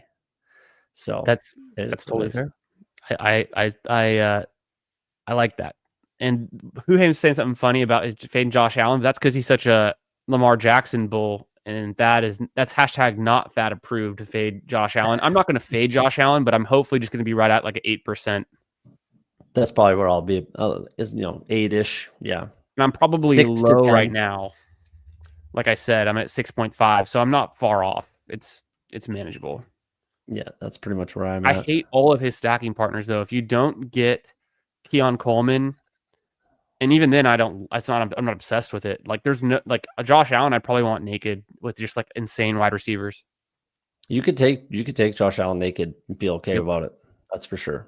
I So don't think Khalil Shakir wins anyone any money in Best Ball Mania ever. Like I just don't see it. I'll be no. surprised though. I'm happy to be surprised, but like I can't get there. I don't think he's a guy that can when you be the wide receiver 1 in a week. Where do we go here? What are we doing? Diggs is a little bit of a faller. Mooney's, of course, there. I've got him ranked pretty aggressively. Ayuk would be there. Jones, Checo. I mean, anyone's fine, really. Like Diggs is fine. I don't mind Mooney. I like Mooney a lot, actually. I'm leaning Mooney, actually. I think Yeah, I'm good with that. it gives us one more out for QB2 as well. Yeah, I'm not as high on Diggs as other people are. I'm trying to get some exposure. I've Yeah, he got too looks good and much. I've everything. got too much. I was getting hyped up from other people. I was out on Diggs at first, and I'm back in, and it has nothing to do with the boat and everything being out. It's just, and I think he's still a good pick in fantasy potentially. But what if he's not ready week 1? What if he starts to miss some games? What if the Patriots just aren't an offense you want to have a lot of draft capital in? There's a lot Yeah. of ifs, you know. Yeah. Yeah, I don't like a lot of ifs. Plus he's 31 years old. Like, yeah, that's it, it's a huge concern for me. I'm not as in on Diggs as other people. Plus, like, I'm still super massively high on my guy Kyle Williams. So That's true. yeah. I'm drafting If all you're in the on Kyle him, Williams. it's got to come from somewhere. Although they could both potentially pay off They, with they ADP. The could ADPs aren't they, bad. yeah, they definitely could. They definitely can coexist, no problem. But yeah, I just I don't like it. I don't like it. Um I'm not big into Aaron Jones personally. Yeah, but I mean, I guess he's I don't there. mind. Isn't there another running back you'd want over him? No, we don't Over have to Theo go here? running back here either. Like, I'm okay with Igbuka. I'm okay with Higgins. I'm okay with, yeah, Igbuka or Higgins. I'm okay with either one. Miami pairs up with Waddle. Igbuka does. That's a good call. That's a good call. Let's just take Igbuka. I've got a ton of them, but for good reason. He's super talented. Yeah, I'm all right with that. I don't think we have to, like, I'm really just, I'm taking late running backs. Like 2, 6, 7, 3 is my most common build by a lot. And Okay. I'm sure it will continue to be that throughout the season. And I'm drafting just 6 kind of late, one anchor, maybe a dual. Again, like 2 running backs through 10 rounds sort of situation is very, very much. I might do a little bit of that conversation tomorrow. I'll be live tomorrow night, but I actually probably Nice. won't. I want to have Billy Jones on to have a conversation about that, where I might not even do Nice. drafts. We'll just talk about some numbers, because I've been doing some work on numbers and construction and things like that I want to Was have that a a stream? conversation. I think you did a stream that was with Billy, and was Steve on that one too? Yeah. That was a Yep. good one. I remember that was not too long ago, but No, that was right at schedule. That was schedule release day. yes, that's what it was. Yep. Yeah. That was a good Yeah. show. Yeah. So I want to kind of get into doing a little more of that, like just straight up numbers, best ball talk, not necessarily drafting, but like just talking through the strategy Yep. and just trying to make it make sense and all that kind of stuff. So I kind of want to put a show together with Billy Jones on that soon. So yeah. All right, we got it, David. Stop bragging in our faces. No, I'm just kidding. That's sweet. Yeah, very impressive. Oh, yep, nice. Yep, that gets you back into Dragon Ball Z, 100%. Good times, yeah. Dragon Ball Have fun. Z was like I guess it was like after school, but before football practice. And I'm in middle school at the time, or like elementary school. So it would get you really pumped up to go Super Saiyan, doing whatever they call the heads up drills and things like that. But Do you remember the horrible movie? the live action one, Yeah. I don't think I actually saw it. I didn't either, but I know it happened. And the main character is a Canadian guy. And I was at this random bar opening or some nonsense in Vancouver, Canada, when I lived there for a bit. And he was there. And like me and my buddy were big Dragon Ball Z fans. So we're like, oh man, we got to go talk to him. Like, we got to talk to him. Why not? Like, let's see what he has to say, whatever. Biggest douchebag I've ever met in my entire life. And then I was like, I haven't seen that movie and I'm not watching it now. Like, there you fuck go. that guy. Fuck Goku, man. Like, that's hilarious. Yeah. He was Goku. Yeah, he was Goku. And I was just like so disappointed with this guy that, yeah, I'll never forget it. And I'll never watch that. Dragon Ball Z was sick. I liked Dragon Ball, but Dragon Ball Z was just like so the much next better. level. It was just so it's so awesome. Like, God, remember Frieza, Cell. It was less childish. It was less childish than Dragon Ball was more childish. Because this was, for me, at least for my broadcast, it was Toonami. So it was like late at night Cartoon Network is what it was for us. Yeah. But also, it would be, I guess, like I said, it would be after school before football practice. So I don't know what that would have been. The worst thing about Dragon Ball Z was you had to wait for it to get like the next season to get translated. So you'd have to rewatch the whole show again, like 3 seasons worth to get back. Like they would just redo it. I don't know if they did that for you, what you were watching, but like, yeah, when I was a kid, like you'd be watching Dragon Ball Z, Love and Life, and then the season ended or it gets to a certain point, and then they would literally start from like season 1, episode 1, and just keep running it again, and then get to it, and then they would have the next one translated. So it was just like, oh, it was brutal. It was brutal. Like you'd be right at, yeah. That's funny. It was awful. It was tough times. Tough times for the kid, Someone was saying something in the chat that I look like somebody. I don't know who that is. Is Cody really Jake from Off Grid? What's Off Grid with Jake and Nicole? Jake and Nicole. I'll have to catch up to that. We're about to make this next pick. I'm not aware of the Off Grid show. I've heard of it. I'm just not aware of the lore and the characters. So I'm I'm not the best one to know. Yeah, we definitely want to pull up Mark I'll Andrews pull here. up an image. We'll get into it after these next 2 picks. But you think Mark Andrews, right? No doubt. Yeah, let's do that. We missed out on Zay Lock him up. Flowers, but boom, we get this stack. And guess And then what? we're done at tight end. We're done at tight end, and I don't mind it. I took a bunch of Mark Andrews Bowers teams last year. The ADPs essentially flipped. Yeah. Wow. Yeah, basically, hey. More or less. I don't know if Mark Andrews is quite that high, but pretty close. Yeah, he wasn't that high, but yeah. This is where Bowers was going, 110, sure. Yeah. Same. Well, I actually, think even I always have like I'm so focused on the current ADP. People say things, and I'm like, oh, wasn't that guy going 150 last year? And they're like, no, he's going like 170. I'm like, you're probably right. What's the difference? It all blurs after you don't win. If you don't win, you don't like have a hardcore memory attached to those drafts. It's kind of. Would you take Najee? Would you go? Yeah, Bateman? I would take Najee. I don't think we need Bateman at all on this team. I don't mind Najee. Yeah, I think Najee's the correct click here. Is there a QB we should be aware of? I think it's too early with our Lamar. I think we probably don't have to worry about that, right?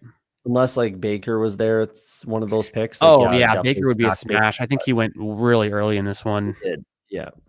I mean, not super early, but I still think Baker should be going closer where like Dak goes, and Dak goes pretty early in this one. Yeah. Yeah. I was hoping Baker might fall, but I wasn't expecting it. Like worst case scenario, we could do Tua if we really had to and feel not great, but okay about it. It would work. I mean, it's Lamar, and then he's on a bye. You get to Tua, and then Tua hits the lineup one other week, and that's it. Let's take a look at this Jake guy. Yeah, I'm gonna scroll through the chat, and then that doesn't look like me. Share it, man. That doesn't look like me at all. Oh, they don't. It's not even worth it then. Well, unless you think it's funny. Is this guy like a vlogger or something? Rock, you changed your profile picture. You're scaring me. What's going on? I saw that too. It I was like, who the hell is that guy? No, I'm just kidding. But I don't think it looks like me at all, just because he's a guy with a beard. 0% Hall. Brees Hall. We were talking about that a while ago, but yeah, I get what you're saying. I'm just so far behind. Typical. What do I think about Bryce Young? Sure. I mean, I don't have a strong take one way or the other, to be honest with you. Yeah, Dylan. I guess they just got a value. They thought they got a value on Martinez. We'll see. I heard some rumors that the Seahawks are looking to run 2 RB formations. And so that could be Sharps and Ken Walker on the field at the same time. And then maybe they're just running the ball a ton. And then you need a third guy, to take some snaps. It's not completely unheard of to have 3 usable running backs in the NFL. I think it's kind of where the future is going is you got to have 2 good guys. And then it doesn't hurt to have a third guy who's got something. A little 22 personnel. That would be wild. Yeah. That's what I was seeing is that the Seahawks are interested in doing 22 personnel. Wild. Not a lot of teams doing that right now, but do you remember when the Falcons used to run it with Devonta Freeman and Tevin Coleman? Yeah, but they're like very different running backs. Like Devonta Freeman was like 5'7", whatever, and Tevin Coleman was like 6 foot, 5'11", 6 foot. They're like pretty different, I think. If I remember something. Yeah, they're very different, and the Seahawks backs are not that different. But I don't think they're going to trade a running back. I don't think they will. No. Sorry, I'm just catching up. We were talking about JSN because we drafted him so early. We're in like the 10th round, but yo, what up, Tyler? How you doing, brother? Doing well. I thought Tyler was going live tonight with Neil. I just realized the last minute that's tomorrow. That's going to be a really fun stream, though. Look like we got some good stuff coming up with Mr. Neil Orfield tomorrow. I have heard. So Reflect the Sun is a Seahawks fan. He's out there in that part of the country. He's been thinking they might cut Fant and then roll with Arroyo. I don't think they do at this stage of the game, especially if they're talking about running 22 personnel. I get that they still have AJ Barner as well, but if they're talking about running 22, even just 12 personnel, like that would have been nice. Yeah, okay. We didn't need it, but think, yeah. Let's go. What are our running backs looking like? Yeah, we should look at running back. It's Blue, Spears, Benson, Davis. I'm good with any of those. Or do you think wide receiver here with Kirk or maybe Brown? It's pretty ugly. We can go Kirk. That's fine. Okay. I think it's fine. I'm just trying to get enough of Christian Kirk is kind of where I'm at with him. Like just enough. Not even Field. Like 6% Kirk is kind of where I want to be. I have a lot of Jalen Noel. You're pretty confident with pushing the QB, or you want to grab one guy before we get out around 12 and we're off the pick for a while? I say we just grab. I think we grab someone we like here. I think we go probably Penix. Yeah, pairs up with Mooney. We've got. We don't have a bring back, but we can get one. Yeah, but it just frees us up. Like now we can go 2-6-8-2. 2-7-7-2, something like that. Like it frees us up with our quarterback and tight end spots. We definitely need to catch up a little bit at running back. Should we take a running back and try to go for Tua, or are you like Penix enough? I like Penix enough to take him. I like Penix enough over Tua. Yeah, like I'm pretty high on the Atlanta offense this year. And the Week 17 game is going to be one of the best. It's Monday night in Atlanta. Yep. And is it Monday night? I know that there was still some TBD last time I looked. It could be TBD. They have it pinned in for Monday night because what I was saying, I remember I was drafting a team with someone else, and I mentioned to them, I was like, if this BBM gets to the finals, we're all going to fly to Atlanta, meet up for the game, and sweat it out, on Monday Night Football, because I think we had drafted a Penix team in that one. Yeah, they do have it. Okay. I didn't even see that. Never mind. There is still some TBDs, but not that one. Okay, cool. That would be sweet. Yeah, I am really focused in on that game. So Atlanta's easy to get to, and it would be a great time. What's that? Not for you. Not for me.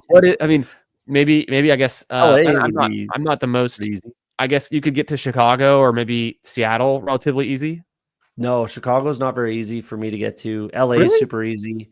Seattle would be fine. LA would be super easy. Denver would be super easy. Dallas is pretty easy. Denver and Dallas are easier than Chicago? Yeah, for where I am. Yeah, no problem. Okay. I'm sure I could get to Chicago, but like the biggest thing is like to fly out of Calgary, fly out of Calgary, like the main hubs in the States for us to fly to is like Minnesota, Denver, Dallas, okay, LAX, and Phoenix. There's a lot of snowbirds that live in Phoenix half of the year.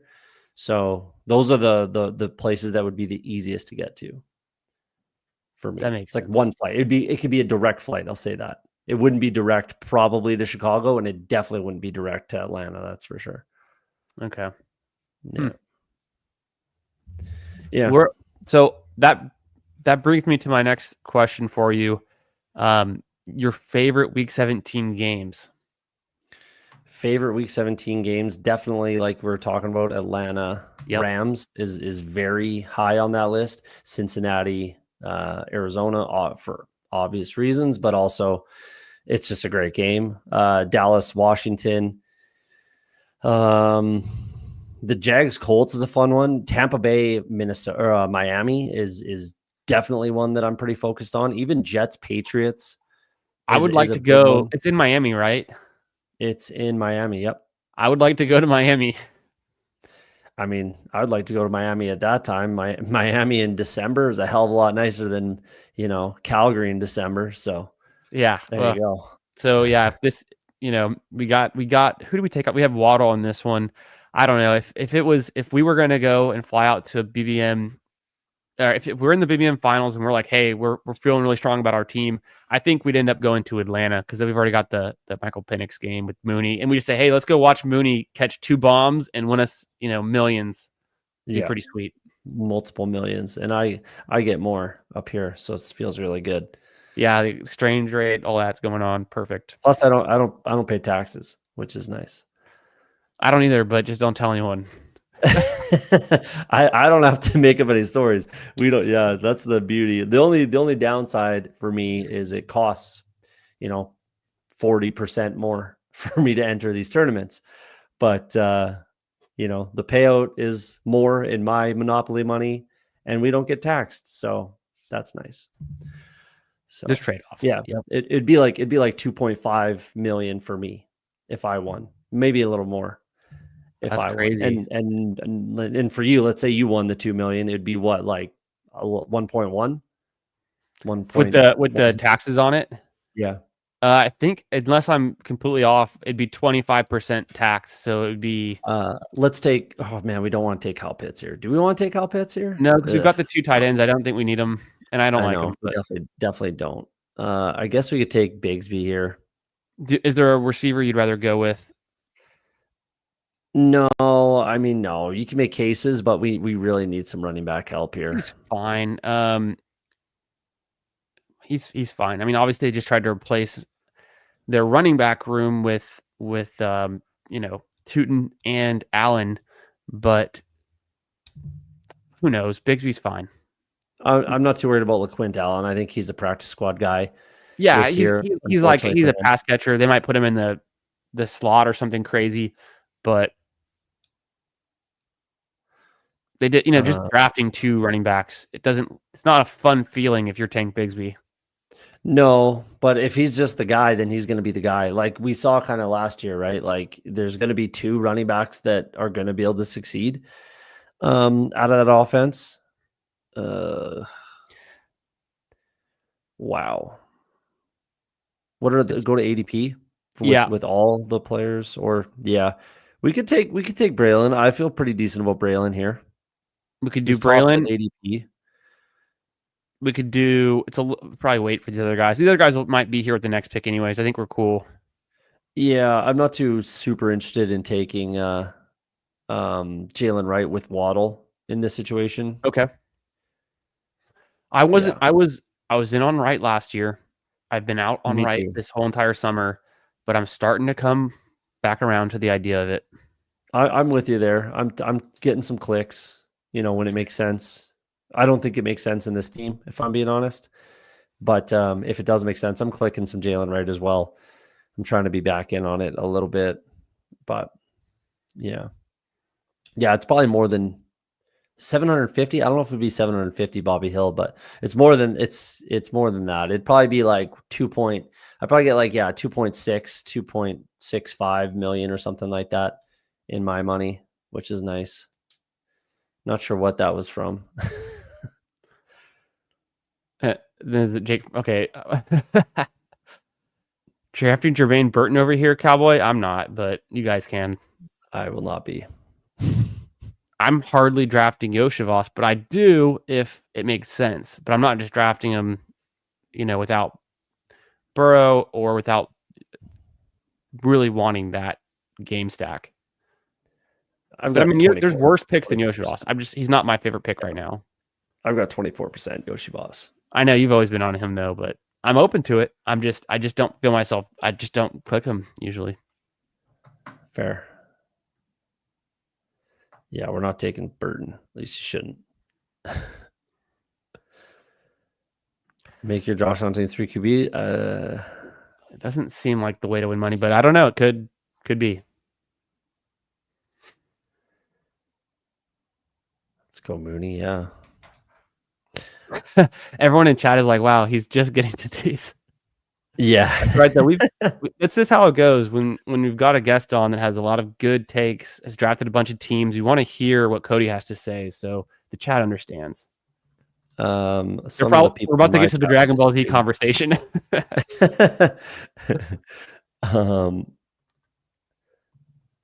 There's a Diggs reference.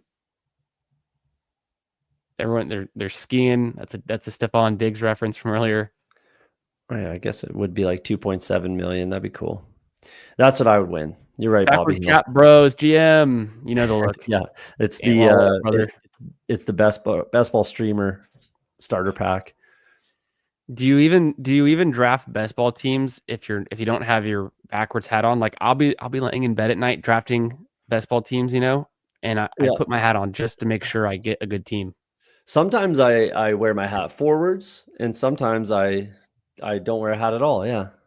When you're locked in, you go from the forward. You're like, okay, I had the hat forward, but then you really got to lock in for a few picks backwards. Yeah. Mode. Sometimes I flip it around. Depends on the hat I'm wearing. I don't like to have logos on my hats most of the time. So this one has a logo in the front. It's actually the company I work for, Oh, but nice. I don't want to disclose that. Oh, yep. No one clipped that then. Yeah. We don't have any bye week issues, do we? Well, I see a lot of bye week bro comments, but I think that was B Harris's team, and we can check to see what he's doing. Well, I hate how it does that. You click on someone's I name, but when know. they make a pick, it goes back to you. Not sure. His bye Uh, weeks seem pretty fine. yeah, we're fine on bye weeks We are realistically. for sure. I'm not obsessed with the bye weeks, but I am a stickler for not losing floor scoring and not losing EV by like getting screwed on the buys. But I don't if I want to take a player, I'm going to take him. I just try to not put myself in a position to get really in a bad spot with the buys. So I'm pretty high on Hunter here. I think he works for our bring back too. I'm happy to take him there. We could take Hill for the team stack. How do you feel about this pick?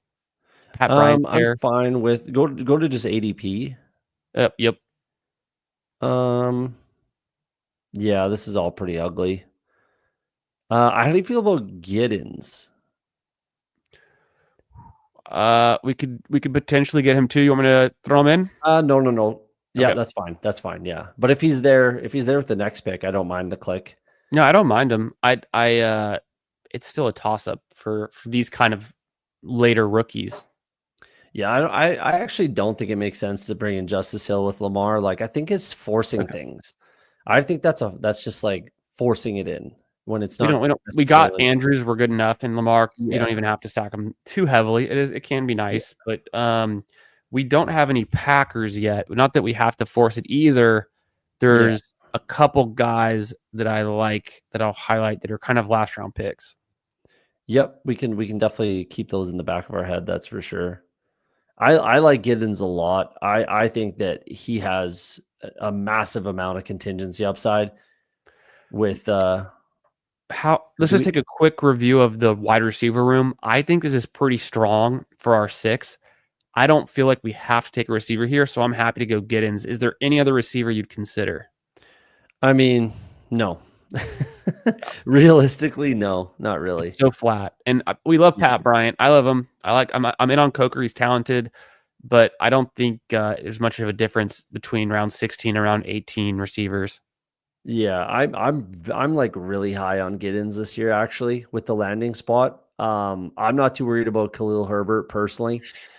Giddens is just super talented, and I don't think people realize just how fragile Jonathan Taylor could be. Um, I don't. I always when I'm looking at rookies, when I'm doing my rookie prep work, watching tape, looking at the stat profiles, all that kind of stuff. Anytime a running back has the amount of touches that he did, Jonathan Taylor, throughout college, high school, all that kind of stuff, and then so far in the NFL, like that's a massive red flag. So, and we've already seen him get injured in the NFL. So yeah, it's get it, emo. What up? I am the KY. I'm the Kelly. Kai. I'm the Kentucky. I'm the Key. Not sure. 47, then 44 plus back. Yeah. Either That way, was DJ interesting. Giddens, I'm in on. Kai. I think it's probably Kai.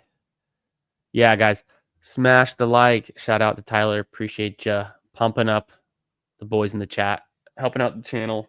Got a Yeah, lot those of are probably Canadians in Florida. Oh, yeah. those are probably the wrong ones. The Eastern Canada Canadians, you don't want them. That is, I mean, I guess it makes sense. There's a lot of people from Boston and then like New York or New Jersey who end up in Florida, I've noticed.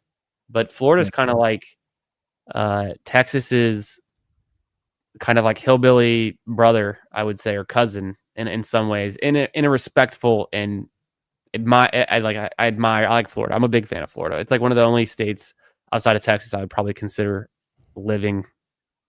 Well, Alberta's called the Texas of Canada, so Got the oil, right? That's a big part of that's a big yeah, and connection. there's a Not that there's a I'm like lot of there's a not lot that of I'm obsessed with connections. oil or anything. It has no impact on me, but it's just people think Texas oil. It's like a thing. Yeah, it's there's a lot of connections. I'll say that. There's a lot of similarities. It makes Cowboys, sense. Yeah, yeah. We're fine with rodeos. the comparison. People say it like it's derogatory, and we're like, no, yeah, perfect. that's exactly what we are. But either way. Florida is like Texas if the beaches are with better beaches and still the same amount of hurricanes. So Yeah, that's the one thing that we don't get up here. But we do get tornadoes sometimes. that's scary. And you also get deep snow, I'm guessing. Yeah, we don't get tornadoes where I live. And we don't necessarily get deep snow where I live either most of the time. Like, yeah. It's actually pretty mild climate where I live, Okay. to be honest. But I'm tossing it out there because it becomes a rare case where it makes sense. But with one of our last picks, Dart is going to be there, and we've got the bring back with Bowers. We've got Malik Neighbors. Would you consider Dart on a Lamar Jackson Penix team? I mean, I'd probably rather not. I just Okay. don't find a Don't way need that it. he makes the lineup at all. We're probably going to go one wide receiver, and then we have a free pick, and it could be running back. Who do you like here? I think we got to go running back for sure. A running back with one of these next two picks could be Marshawn Lloyd. I don't mind with the with the What if, Baltimore can I get you on to Wilson? over Lloyd. Yeah, Wow, we just did it. So we did it. what's your take on that? He was better Sell than me, sell he was. me. Sure. He had 500 rushing yards. He had 5 touchdowns. He plays for one of the best rushing offenses in the league, one of the best run blocking offensive lines. Josh Jacobs is who knows how close to having a roller coaster season where he always has a good year, then a bad year, maybe he has injured. It's a contingent play, but we haven't seen anything out of Lloyd. I do have a good amount of Lloyd exposure, but Wilson's already gotten it done. And he was more productive than Benson, than Corum, than Wright, than Braylon Allen, than pretty much any rookie running back you could name last year that wasn't actually a hit like Bucky. Emmanuel Wilson was more productive and more efficient. What do we have for the wide receivers on like for ADP? Move right on to the receivers. No. I just want to get a pick in. No, I I'm know. We're coming up quick. I'm going to give my take. What did the ADP say for just wide receivers? Slayton. Just click just wide receiver. Yep. There we go. Calvin. Tesla. You don't like Tesla? We could do that. I don't know how it works on this team, but I mean, It just doesn't a dart throw. particularly. We could do a double bring back with Savion or Slayton's fine. Like he's the best player left. Slayton. I'm cool with Slayton if I don't mind it. Yeah, I'm fine with that. I don't hate the take, honestly. Like I don't hate the take with Emmanuel Wilson. I think I was drafting a little bit of him. I think I clicked him once or twice in the big board season.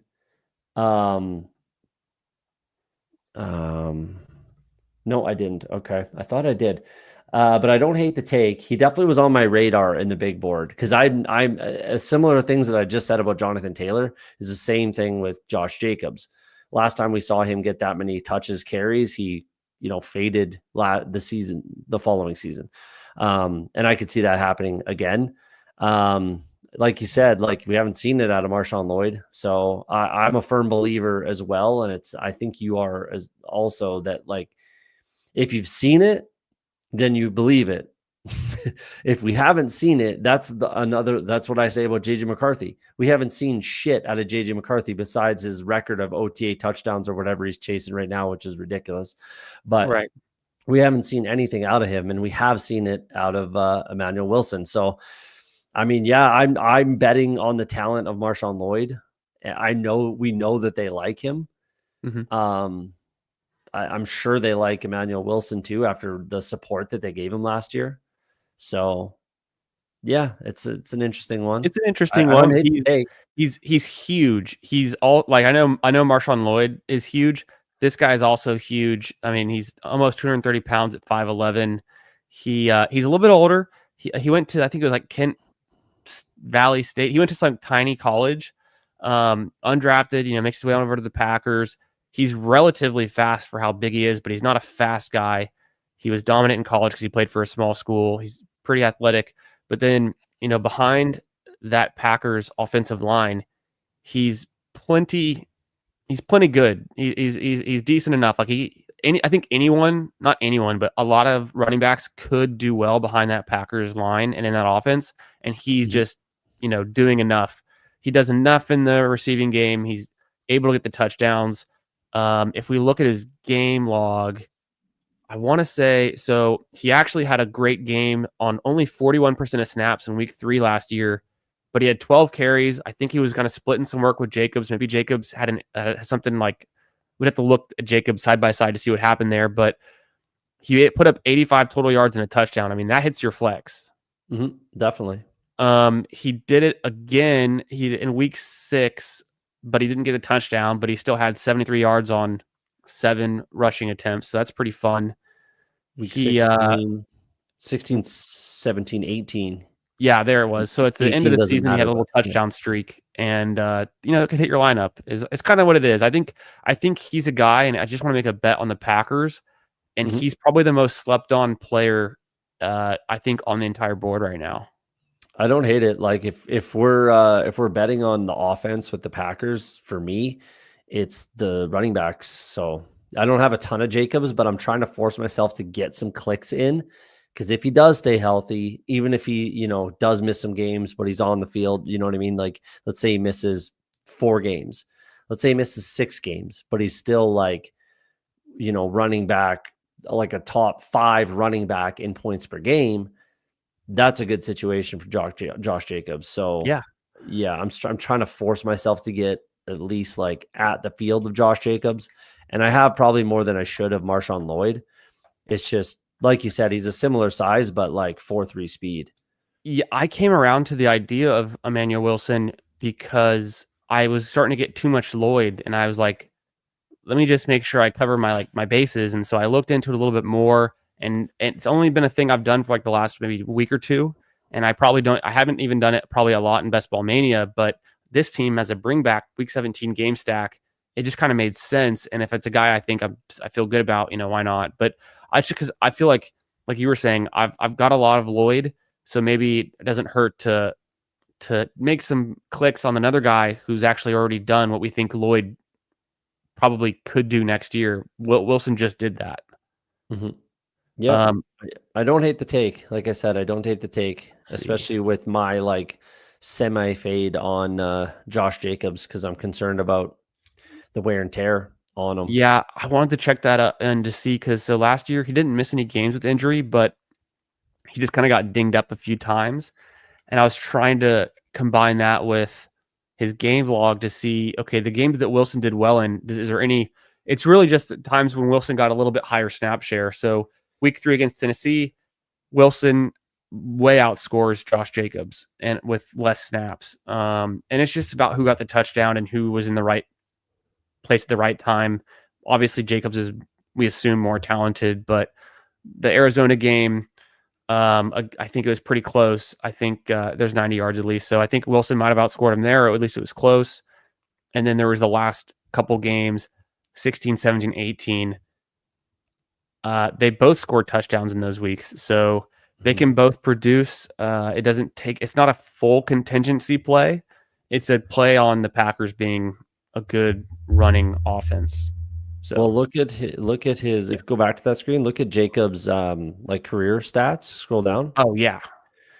So looking at last year, 2024, and then look at 2022, and then look at 2023, look at 2020, look at 2021. So right, like it's been that way for Jacobs throughout his career, more or less. Like Yeah.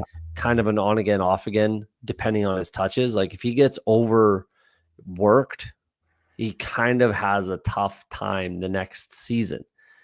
So That that's could, a it concern could for be a me. thing. Like, yeah, that's a big, especially as he ages, that gets more and more concerning for me. But I do still like, don't get me wrong, I do still want to get enough Jacobs where it's not going to kill me. And then just so we're not unfair, because I honestly I'm overexposed to Marshawn Of Lloyd, course. but and maybe we'll see. Maybe his recovery this offseason goes great, and this is the guy that we do want to have more of. But I'm just gonna take Packers running backs until we figure out what the best solution is. Yeah, I don't hate it. I might have to wait until mandatory camp and see where we're at, or even training camp and see where we're at for me to get off of Lloyd onto Wilson. Regardless, Wilson's going to be available probably unless there's a torn ACL or something. Yep. He's going to be free in the forever. 18th round. Exactly. Yeah. So kind of in a similar way. I mean, I know people do draft Estimate. He probably goes closer to the 17th, 18th, kind of like sometimes you got to take him in the 17th, sometimes you got to take him in the 18th. But Estime is kind of a free pick too. Yep. And Estime is Emmanuel Wilson. They're basically clones, more or less. Actually, I think they were the same. Or I think he was faster, Wilson. I think he ran faster. I think Estime was 4.7. Estime was, I was looking him up early. I think he was a 4.71, right? Yeah. Which reminded me of another running back we're taking a lot of. And I don't remember your take on Scat, but 4.71. Yep. Very similar. Very similar. I mean, I'm in on Scatabo. Like he is what he is. Like he's a good pass catcher as well. So like to me, Cam Scatabo is Najee. Like almost exactly Najee Harris. So we'll see. He just needs the volume. He's a back that needs volume. So is Audric Estime. And that's literally what Sean Payton just said. That was the coach speak that he got recently that people are starting to like. Is like he said he needs a lot of carries, he needs that work, and he's going to get those opportunities last year. So I like that when I hear that out of Sean Payton. So yeah, I think I listened to your take on him last night, and like I said, I moved him up in my ranks a pretty good amount. So he didn't get drafted in this one, but I moved him up to 193 overall. Nice. Yeah. Yeah, I like him there. I would put him above Taj Brooks for sure. Being a Bengals yeah, fan. I mean, to me, it's more of a tier thing. So it doesn't even like it. Just as long as they're kind of close enough. But to me, the difference is I would probably prefer a Brooks, Estime, or Marks over a Neal, Rashard Smith, and then like even though I moved Lloyd back a little bit, but I put Emmanuel Wilson in this group right here. Yeah, I like Rashard Smith a lot. I have 40% Rashard Smith right now, but Estime is different than Marks and Rashard Smith in the way that he just needs to fall into the end zone. Woody Marks and Rashard Smith are going to be catching the ball more often than not, and probably returning kicks, both of them most likely. So, yeah. What up, Steve? How you doing, brother? Hope you're having a great Tuesday night, ripping some drafts. I know you are. Managing those slows. Steve divulged to me a couple nights ago he's in like 140 slows or something. Oh my god, that is slow draft hell. That's what I said, but he was like, "No, it's slow draft heaven. It's just how you look at it, I guess. But always be drafting." I guess I would hate that. I think I have more of an edge as a drafter in fast drafts. So I have like 8 slows, and I'm like, this stinks. I hate it. I prefer fasts. I don't always have slows going. I prefer not to have any slows going right now. I just happen to have the 7 marathons that are all slows. My last 2 or 3 schnauzers were slows, and then I've got like 2 or 3 eliminators that are slows just because I'm trying to get my eliminator volume up, and sometimes I don't have the patience to wait for them to fill off stream. Yeah, that's actually smart. That's what I should do is get slow elims. Slows of the eliminator. Yeah, that's what I should do. What up, Chris B? How you doing, brother? Hope you're having a great Tuesday night. Texas stand up. Oh yeah, I think you mentioned this. B Harris, you're in Texas too. Is that right? I said with all due respect. Good googly. Marshawn Lloyd was practicing with the rehab group too. Yeah, that wasn't the main thing that pushed me over the edge because, like I said, I actually have way more Marshawn Lloyd exposure. I'm just trying to start to sprinkle in. We've said it. Slayton. We took Slayton, didn't we? Yeah, I did it just so Thad would be happy. About. Yeah, there you go. You got to please Thad sometimes. He doesn't like my estimate take, so. Nice. That feels good. Yes, New Jersey, New York. Yeah, New Jersey. We got a lot of New Jersey transplants in the Houston area, actually. A lot of Italians, a lot of Italian community. Yep. Well, yeah. Then JT. Are we clicking Miles Sanders? Okay, Cody, give me your thoughts on Miles Sanders. No, it's Not in yet. just an ugly room. The whole Cowboys room is ugly. Honestly, it's going to be Javonte. Like he's going to be the guy, I think, and then Jaden Blue. I think it'll be Javonte and Jaden Blue. Jaden Blue will be the change of pace kind of guy, pass catcher, change of pace, blah blah blah. But Javonte is going to be the kind of every down back. Not that he's going to be getting a ton of touches or carries or anything. I think it's just that he's the best pass blocking running back, and it's not even close. And he can get the job done catching the ball, catch and fall down running back, basically. Yeah.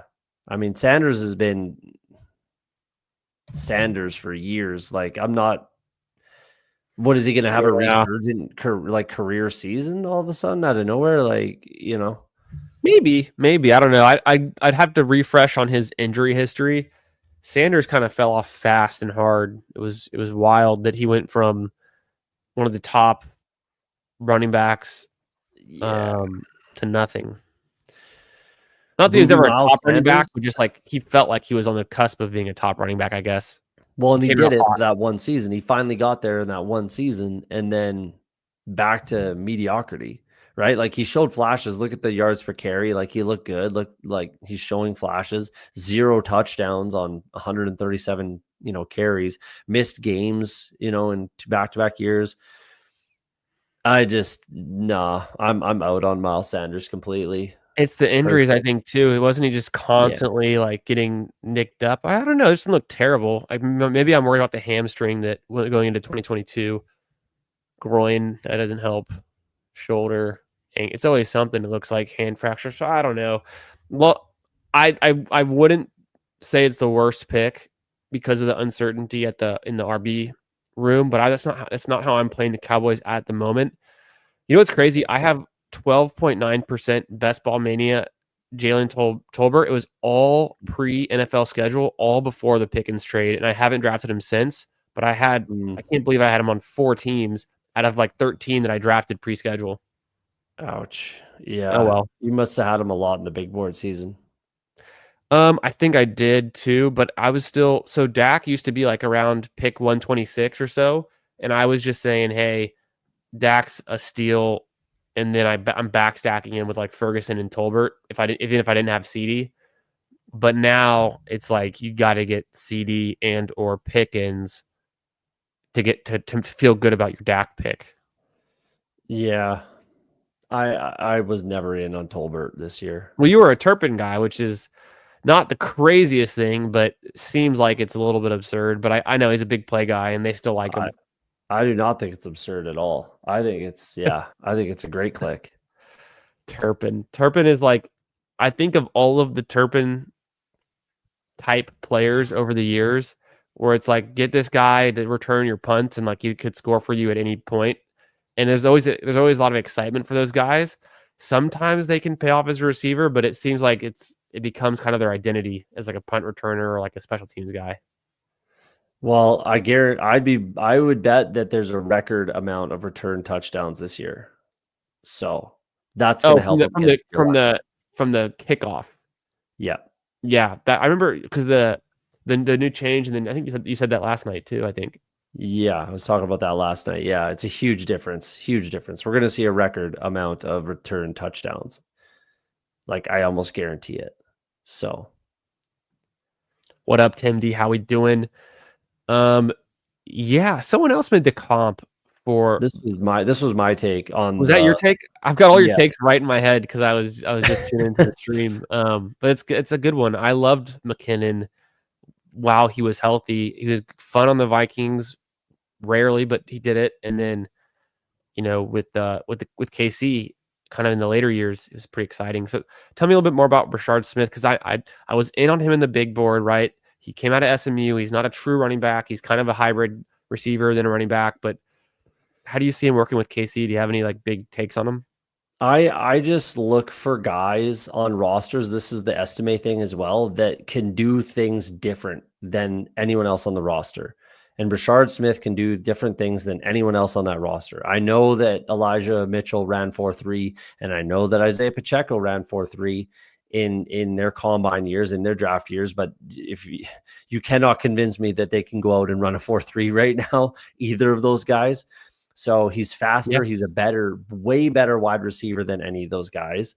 I just seem to remember a lot of watching the Chiefs play games and Patrick Mahomes splitting out the running back, like in the X, just run to the sideline, run a straight line down the field. And sometimes he threw the ball there. And who would you rather have doing that? Brashard Smith, a former wide receiver, 4.3 speed, 5'10", or Kareem Hunt? Like, who would you rather have doing that, right? And then the other thing, he jumps over to running back, comes from the U, playing wide receiver at the U, goes to SMU, changes to running back, 1,600 yards, 16 touchdowns. Like, that's actually, 18 touchdowns, 1,600 yards, 18 touchdowns. Like, that's insane. And then the other part of it, like, and this kind of goes to what someone was saying earlier about DJ Giddens, how he fell in the draft. Like, we look at, everybody looks at like one of the prominent scouting voices out there who does all of the scouting profiles for the NFL draft on NFL.com, Lance Zierlein, right? He had Brashard Smith as a 4th, 5th rounder. The Chiefs traded up in the 7th round to draft Brashard Smith. That's insane that he fell that far. So they traded up for him to get him into their lineup.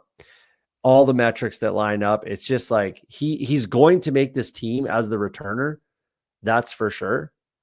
So if he's on the team and there's an injury, which could absolutely happen to a guy like Pacheco who runs like he's who's pissed off at the ground, like, give me the guy that can do something different than anyone else. And that's Brashard Smith for me. So I do not expect him to have much of a role early in the season. I don't. I'm not sitting here hoping he's going to open week 1 as the starting running back of the Chiefs. Not going to happen, period. But down the stretch, you know, when the games matter for us in fantasy, that's where I want Brashard Smith. So that's my take. He's very different than like a Pacheco or obviously Hunt, right? And that's kind of he's an interesting piece, kind of how you were describing how the Chiefs might use him, and then being a bet on a later in this season, some guy that was ultra productive last year in college, and maybe he's got a spark that Kareem Hunt and Pacheco they didn't show shit in the Super Bowl. They didn't show they're just kind of, unfortunately, I mean, I know there's an injury with Pacheco, but like they're just not very effective, at least in this current state they just kind of had. So I don't know, maybe they need a fresh legs, a fresh guy, or maybe Pacheco bounces back a little bit, but yeah, he definitely could. But again, the injury contingency is there. And those two, Pacheco and obviously Elijah Mitchell, have been injury prone throughout their entire careers so far. So give me the guy that's going to be out there at the end of the season for the Chiefs. And like you said, like you kind of alluded to the Super Bowl, but all of last season, the running game was awful for the Chiefs last year. It was really not good. And then they like double/triple tapped at offensive line for the Chiefs. So they should be, in theory, in a much better spot on the offensive line. Like Jalen Moore, who they paid like 30 mil plus a year, whatever. They gave a backup Jalen Moore just a Brinks truck to come potentially be their backup left tackle when they draft Josh Simmons. So, I mean, maybe he slides into left guard. We'll see how that shakes out. But either way, they sunk assets into the offensive line. And then all they did in the draft was bring in Brashard Smith. And if you're telling me that like Kareem Hunt is the guy, Elijah Mitchell are the guy, like, I don't know what to tell you. Yeah. Then, you know what I mean? Like, if that's your take, I'm not going to change your mind. But yeah, it's just Brashard Smith for me. Like, I'm very, very obviously very invested. 40%. He's my highest drafted player right now. And I don't particularly see that changing. Maybe not quite up to 40%. I'm probably going to pull back on that a little bit, but sure. Yeah, he's gonna be highly, highly owned by me this year. So I like it. I'll have to mix him in some more. Oh, go ahead. Whose stat profile is this right here? This is Pacheco's game log. He breaks his leg in week 2. He was doing decently well in week 1 and 2. Never been a big, reception guy. This is skewed to PPR scoring result, so it's not 100% what we're thinking of for underdog best ball scoring, but it's close enough. And maybe let me know, like, guys in the chat, do we give Pacheco a pass for breaking his leg in week 2 and then coming back and trying to give the Chiefs a Super Bowl run, but being pretty ineffective, being super inefficient, not explosive, no juice, nothing good on the ground, can't catch any balls, doesn't score any touchdowns?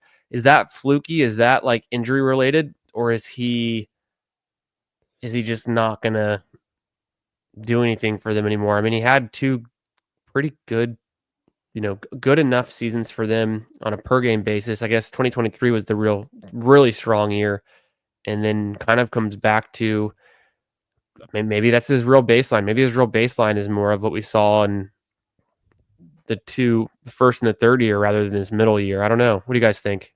Well, do you have his injury history on here? Yeah, somewhere? I went to that. So that was because, Yeah, there you go. It's not just been like the broken leg. He also had a shoulder thing. There you go. Shoulder right. thing. I think he had a broken hand over the off season that he had surgery on. I don't know if that kept him out Thought of I remember games. that too, but I don't Yeah, see it on here. But I know I'm pretty sure he had surgery on his hand that he didn't miss games because of, but it was an off-season surgery, I believe he had.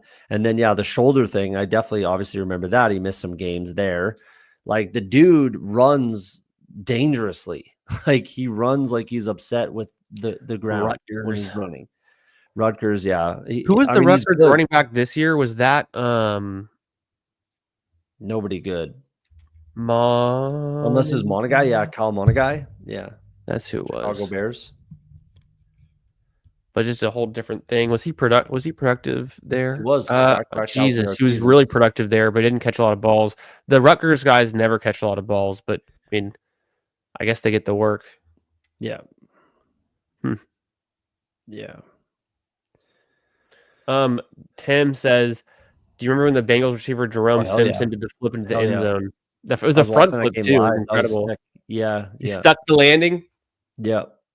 That was unreal. Jerome Simpson was pretty underrated at the time. Yeah, I like him. I remember those years in fantasy. I remember watching highlights after every single game for games that I couldn't catch live. I think that was probably before I had Red Zone or like whatever, but I remember that flip being, and maybe it was like, what year was that? Because also social media, Twitter was like a thing. It wasn't that long ago, but I wouldn't have even been on Twitter, I don't think, at the time, at least not heavily. I don't know. 06 maybe, 07, I don't know, something like that. I don't remember. not that long ago, right? Jerome Simpson? Earlier than that? Yeah. I was thinking no. I was thinking at the very earliest it I would was have been. watching the game live when it happened. I know that. I don't remember what year it was. I'm gonna make a guess. The earliest it could have been would have been 2010, and the latest it could have been would have been 2013. Wow, he's actually older than I thought he would be. It's gonna be impossible to know from this, but I guess we could just kind of assume. Probably 2011 or 2013, probably. Something Okay, like so that. that's what I remembered. Yeah, that's fun times. Coastal Carolina, interesting. Got some slows going. Come on, man. Oh, gotta keep some slows going. Come on, man. Well, I don't know. I prefer not to have slows, but it's everyone's. It's whatever works for you. Some people are out of state, kind of thing. We got the guys out here living in Washington or wherever else is forced to do slows, and see money isn't. Some guys are in on Miles Sanders. I mean, it's been a few years. I haven't been thinking about him too much. Gonna be a banger when Pickens flops.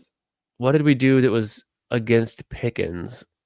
Or maybe we were just talking about him, but maybe. We picked him last draft, but I don't know. Yeah, I don't think Pickens flops. Oh, yeah. What's up, man? What up, PPR? Tyler, how you doing, brother? Palm trees on this. Oh, yeah, let's see. Boop. I didn't notice earlier. It's a good print. It's a good shirt. Yeah. Pretty nice. Good stuff earlier. Of course, you guys know him. You love him. PPR Tyler putting out consecutive streams, drafting every day. He's been doing a lot of super flex lately. Make sure if for whatever crazy reason out there you haven't come across PPR Tyler, and he's been on the channel. He's been here too. But so you guys already know, but make sure you subscribe to PPR Tyler as well and check out his streams every single day. Always fun. Like I mentioned Huhames earlier too. Huhames is putting out great stuff as well. You guys already know. Turpin's still fine. Yeah, some of you guys have your little Turpin cult. I can respect it, but I don't know. He didn't have 6. He's right. He only had 4. Two return and 2 receiving. He's right. I was wrong. Oh yeah, that was one of those. Yeah, that was one of those. I think I remember that live. You guys said it live, didn't you? You guys. Yeah, we were talking about it. Poked each other on that one. That's fun. Yeah. Yes, they did. See, they did have a place. They did both have a place. I guess I was on the Tolbert. You never two sides of the fence. They're probably both wrong.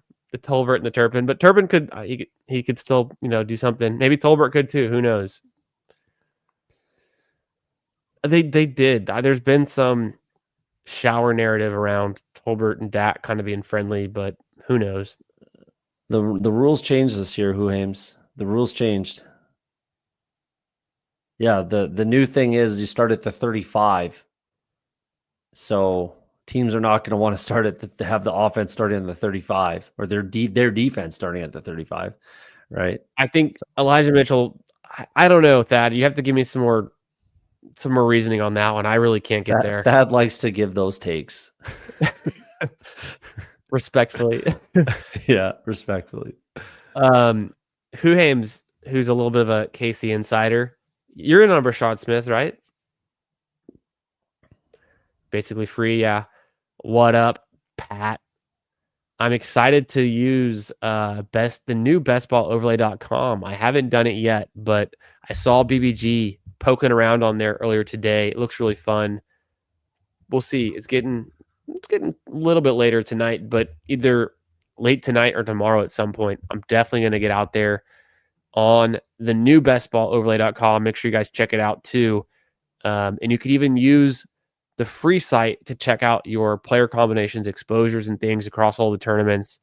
And then you guys already know, of course, you can also get the premium and have all of the cool overlay tools that you see on the screen.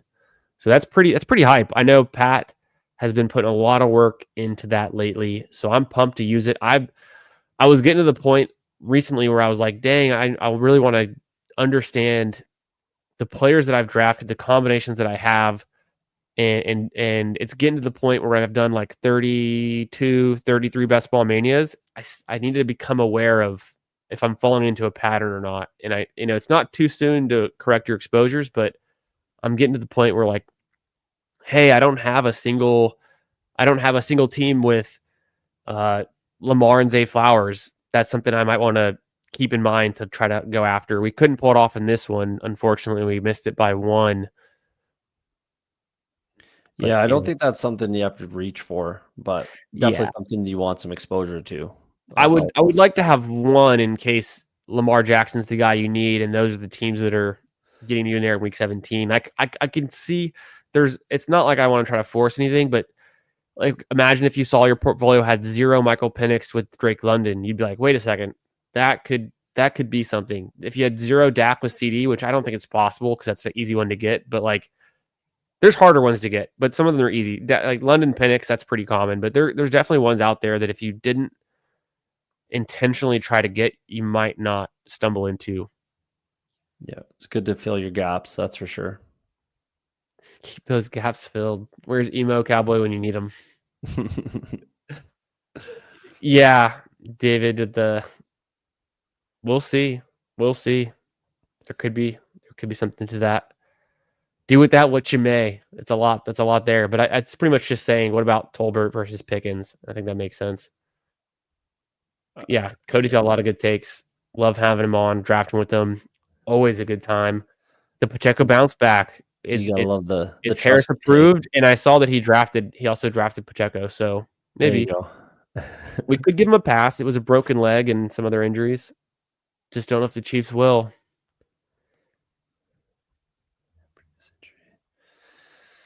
Yeah, I don't know. I mean, Mixed feelings. yeah.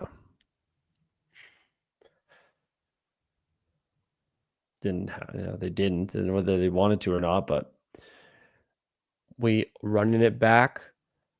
We are going to review this team and then call it a night on that one. But we're always going to be running it back because we're going to keep drafting all best ball summer long. Make sure you guys are subscribed to Cody's channel in the description. Follow him on Twitter too. Might as well. Follow me on Twitter if you're not already at FFB Garage. If you're lurking, come get in here. Come draft with us. Say what up. Subscribe to the channel. And guys, hit the like if you haven't already. I appreciate you. We're gonna review this team, and then we're gonna call it a night pretty soon. But we're gonna keep ripping drafts. I mean, I've got and also Cody, let me know what's your schedule looking like this week. I'll be ripping tomorrow. Tomorrow night, I'm gonna do much of what you were talking about. Go over the best ball portfolio, bestballoverlay.com. Nice. You can use promo code OTS over there if you want, 25% off. There you go. So hit that up. I'm gonna go through that, do a couple things. I posted a tweet out earlier today. I have a 400 plus CLV from the big board, so that's a fun one. Actually, it's a little board, but whatever. Nice. Super correlated. So I'm gonna go a few more things, few of that sort of stuff, and then just exposure talk. Just go over my exposures so far in not the big board, but in the hot best ball summer. I'm Love it. 94 teams in, so I'm gonna go over all my exposures, and then rip a draft, probably a BBM tomorrow night. I think I'll be on the FanSpeak network next week. I'm on with BBG on Sunday. Oh, It's nice. all kinds of stuff to try to remember. Yeah. Oh yeah. Basically like the Best Ball Mania, Friends of Best Ball ones. BBG Yep. is doing it every Sunday. Shout out BBG over there. Shout out FanSpeak. They're doing it on Fridays. Go follow those guys. So I think this Sunday I'm on with BBG, and then next Friday I'm on in the FanSpeak network. And I'll be ripping. I'm basically live every other day, roughly, as often as I kind of can. Real life gets in the way sometimes. But yeah, tomorrow night we'll be ripping drafts, or at least one, and then kind of talking through some of that other fun stuff and the best ball overlay, doing a kind of like what BBG did earlier, just taking a look through it, talking about some matchups, some pairings, just how to use the tool. And I might figure some things out while I'm on it, because it is pretty cool. It is super awesome. Shout out, like you said, shout out Pat, shout out best ball overlay. So yeah, no doubt. That's gonna be exciting. I'll have to definitely tune in for that one, and you guys will as well, I'm sure. As for me, just ripping drafts the rest of the week. I've got pretty casual stuff coming up the rest of the week. I do have JT Best Ball coming on the channel Thursday night to rip a Best Ball Mania, talk ball, that kind of thing. Tomorrow night, I'll probably just be ripping drafts, the normal time, normal thing. And then this weekend, nothing finalized yet, but I'm cooking some stuff up. And then me and Biddles are reconnecting because we got a Ballsy show again on Monday. And we got some plans for that too. It's going to be on his channel this coming Monday. And last night we had Greg from the Coach Speak Index on. Really, really fun show, really fun draft. And then I stuck around with Bindles. We ripped another draft, and then I stuck around late and ripped the draft solo. If you haven't checked out that one, go check out that, and stick around for more drafts, all best ball summer with Cody, and then here as well. We've got it all going on. We're getting into our exposures. We're drafting these teams. The very last thing, I'll rip through this team quickly. At 2772, Lamar Jackson, we stacked him with Andrews, got Penix with Mooney. Not the most like crazy over the top stacking like we did in our first team, which was pretty elite. But this one was a different build. I mean, we got the anchor with Kamara, kind of a later anchor, filled it out with Harris, Bigsby, Allen, Hunter, Giddens, Wilson, a bunch of contingent plays, some upside guys, some decent offenses, good at running the ball. Neighbors, JSN, Waddle, Mooney, Egbuka. That's strong enough for me to get it done. tack on a Kirk and a Slayton, some veteran guys that maybe give you some weeks. And the Bowers, Andrews. Any final thoughts on that team, Cody? Yeah, we had to throw volume at the RB room. Hopefully our tight ends can show up in our flex once in a while. I think And so. yeah, it should be all right. Like, yeah, I like the wide receiver room. We just had to throw volume at the RB room, and sometimes you gotta do it. Sometimes you gotta do it. It is what it is. So Lurkin, says Seth. Love it. Yeah, if you're lurking out there, come stop by and say what up sometime and get in these drafts. We'll catch y'all in another one real soon. Let's kick it to the outro.